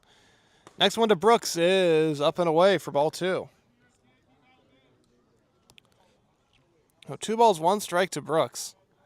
The last thing the Crawdads want to do is get any energy into the Seagulls dugout. 2-1 pitch to Brooks. Line drive left field, and it's going to fall in front of Pulasic for a base hit. So the first 2 Seagulls to the plate in the 9th, both single to left. And Jacob Gilbreth will bat with runners at first and second. Left fielder number 22, Jacob Gilbreth. Well, Gilbreth came up in this exact spot, although with 2 outs instead of nobody out in the 5th inning, and he cranked a 3-run shot to left center field, his 2nd of the summer.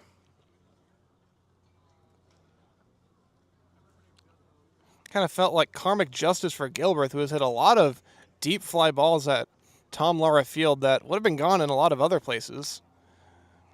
He benefits from the Monte Vista dimensions. First pitch to him this time is a breaking ball for a called strike one.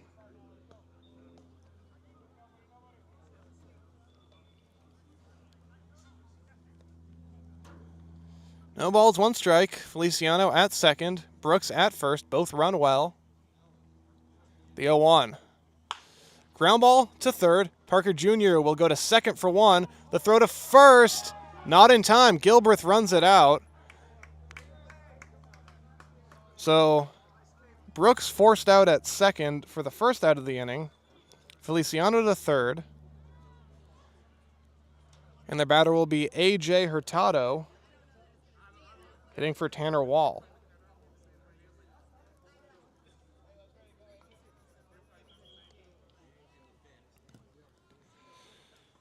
Hurtado hitting at .258 on the summer, .410 on base average. Draws a lot of walks and gets hit by a lot of pitches.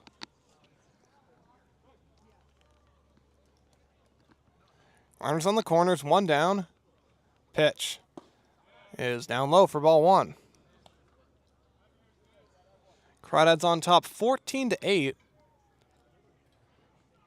One of the best days for the Seagulls offense this summer, overshadowed by a better day for the Crawdads offense. 1-0. Hurtado swings and hits a pop-up. Calling for it, Robles, the second baseman, he puts it away, and the Seagulls are down to their final out. Third baseman, number 56, Alan Ramirez. So Alan Ramirez is the last hope for the Seagulls. Runners at the corners, two down. Crawdads ahead, 14-8.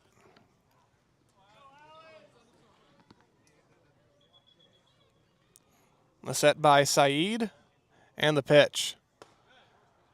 Breaking ball in there, strike one. I know this is kind of the classic thing to say for a hometown broadcaster, but it truly does feel like the strike zone has been very favorable for the Crawdads today. The 0-1. Ramirez sends a ground ball to the left side, backhanded by Ramos at short. His throw to first, in time to get Ramirez. And this game ends on a nice backhanded play by Ramos. So final score, Crawdads 14, Seagulls 8. The Seagulls are now 0-7 against the Crawdads this summer. Seagulls now fall to 6-28 on the summer. The Crawdads extend their first place positioning. They're now 25-10. The Seagulls are now 1-16 on the road. Their one win was on opening day, so they finished the year on a 16-game road losing streak. But they still have a chance to end the season as a whole on a high note. They will play 3 home games the next 3 days against the Merchants, the Crawdads, and the Legends. You can find those here on the Seagulls YouTube channel, first pitch 6:05. Well, I'm Brennan Dumesnil-Vickers. It's been my pleasure and privilege to bring you this game from Danville today. Final score, Crawdads 14, Seagulls 8. I'll see you tomorrow.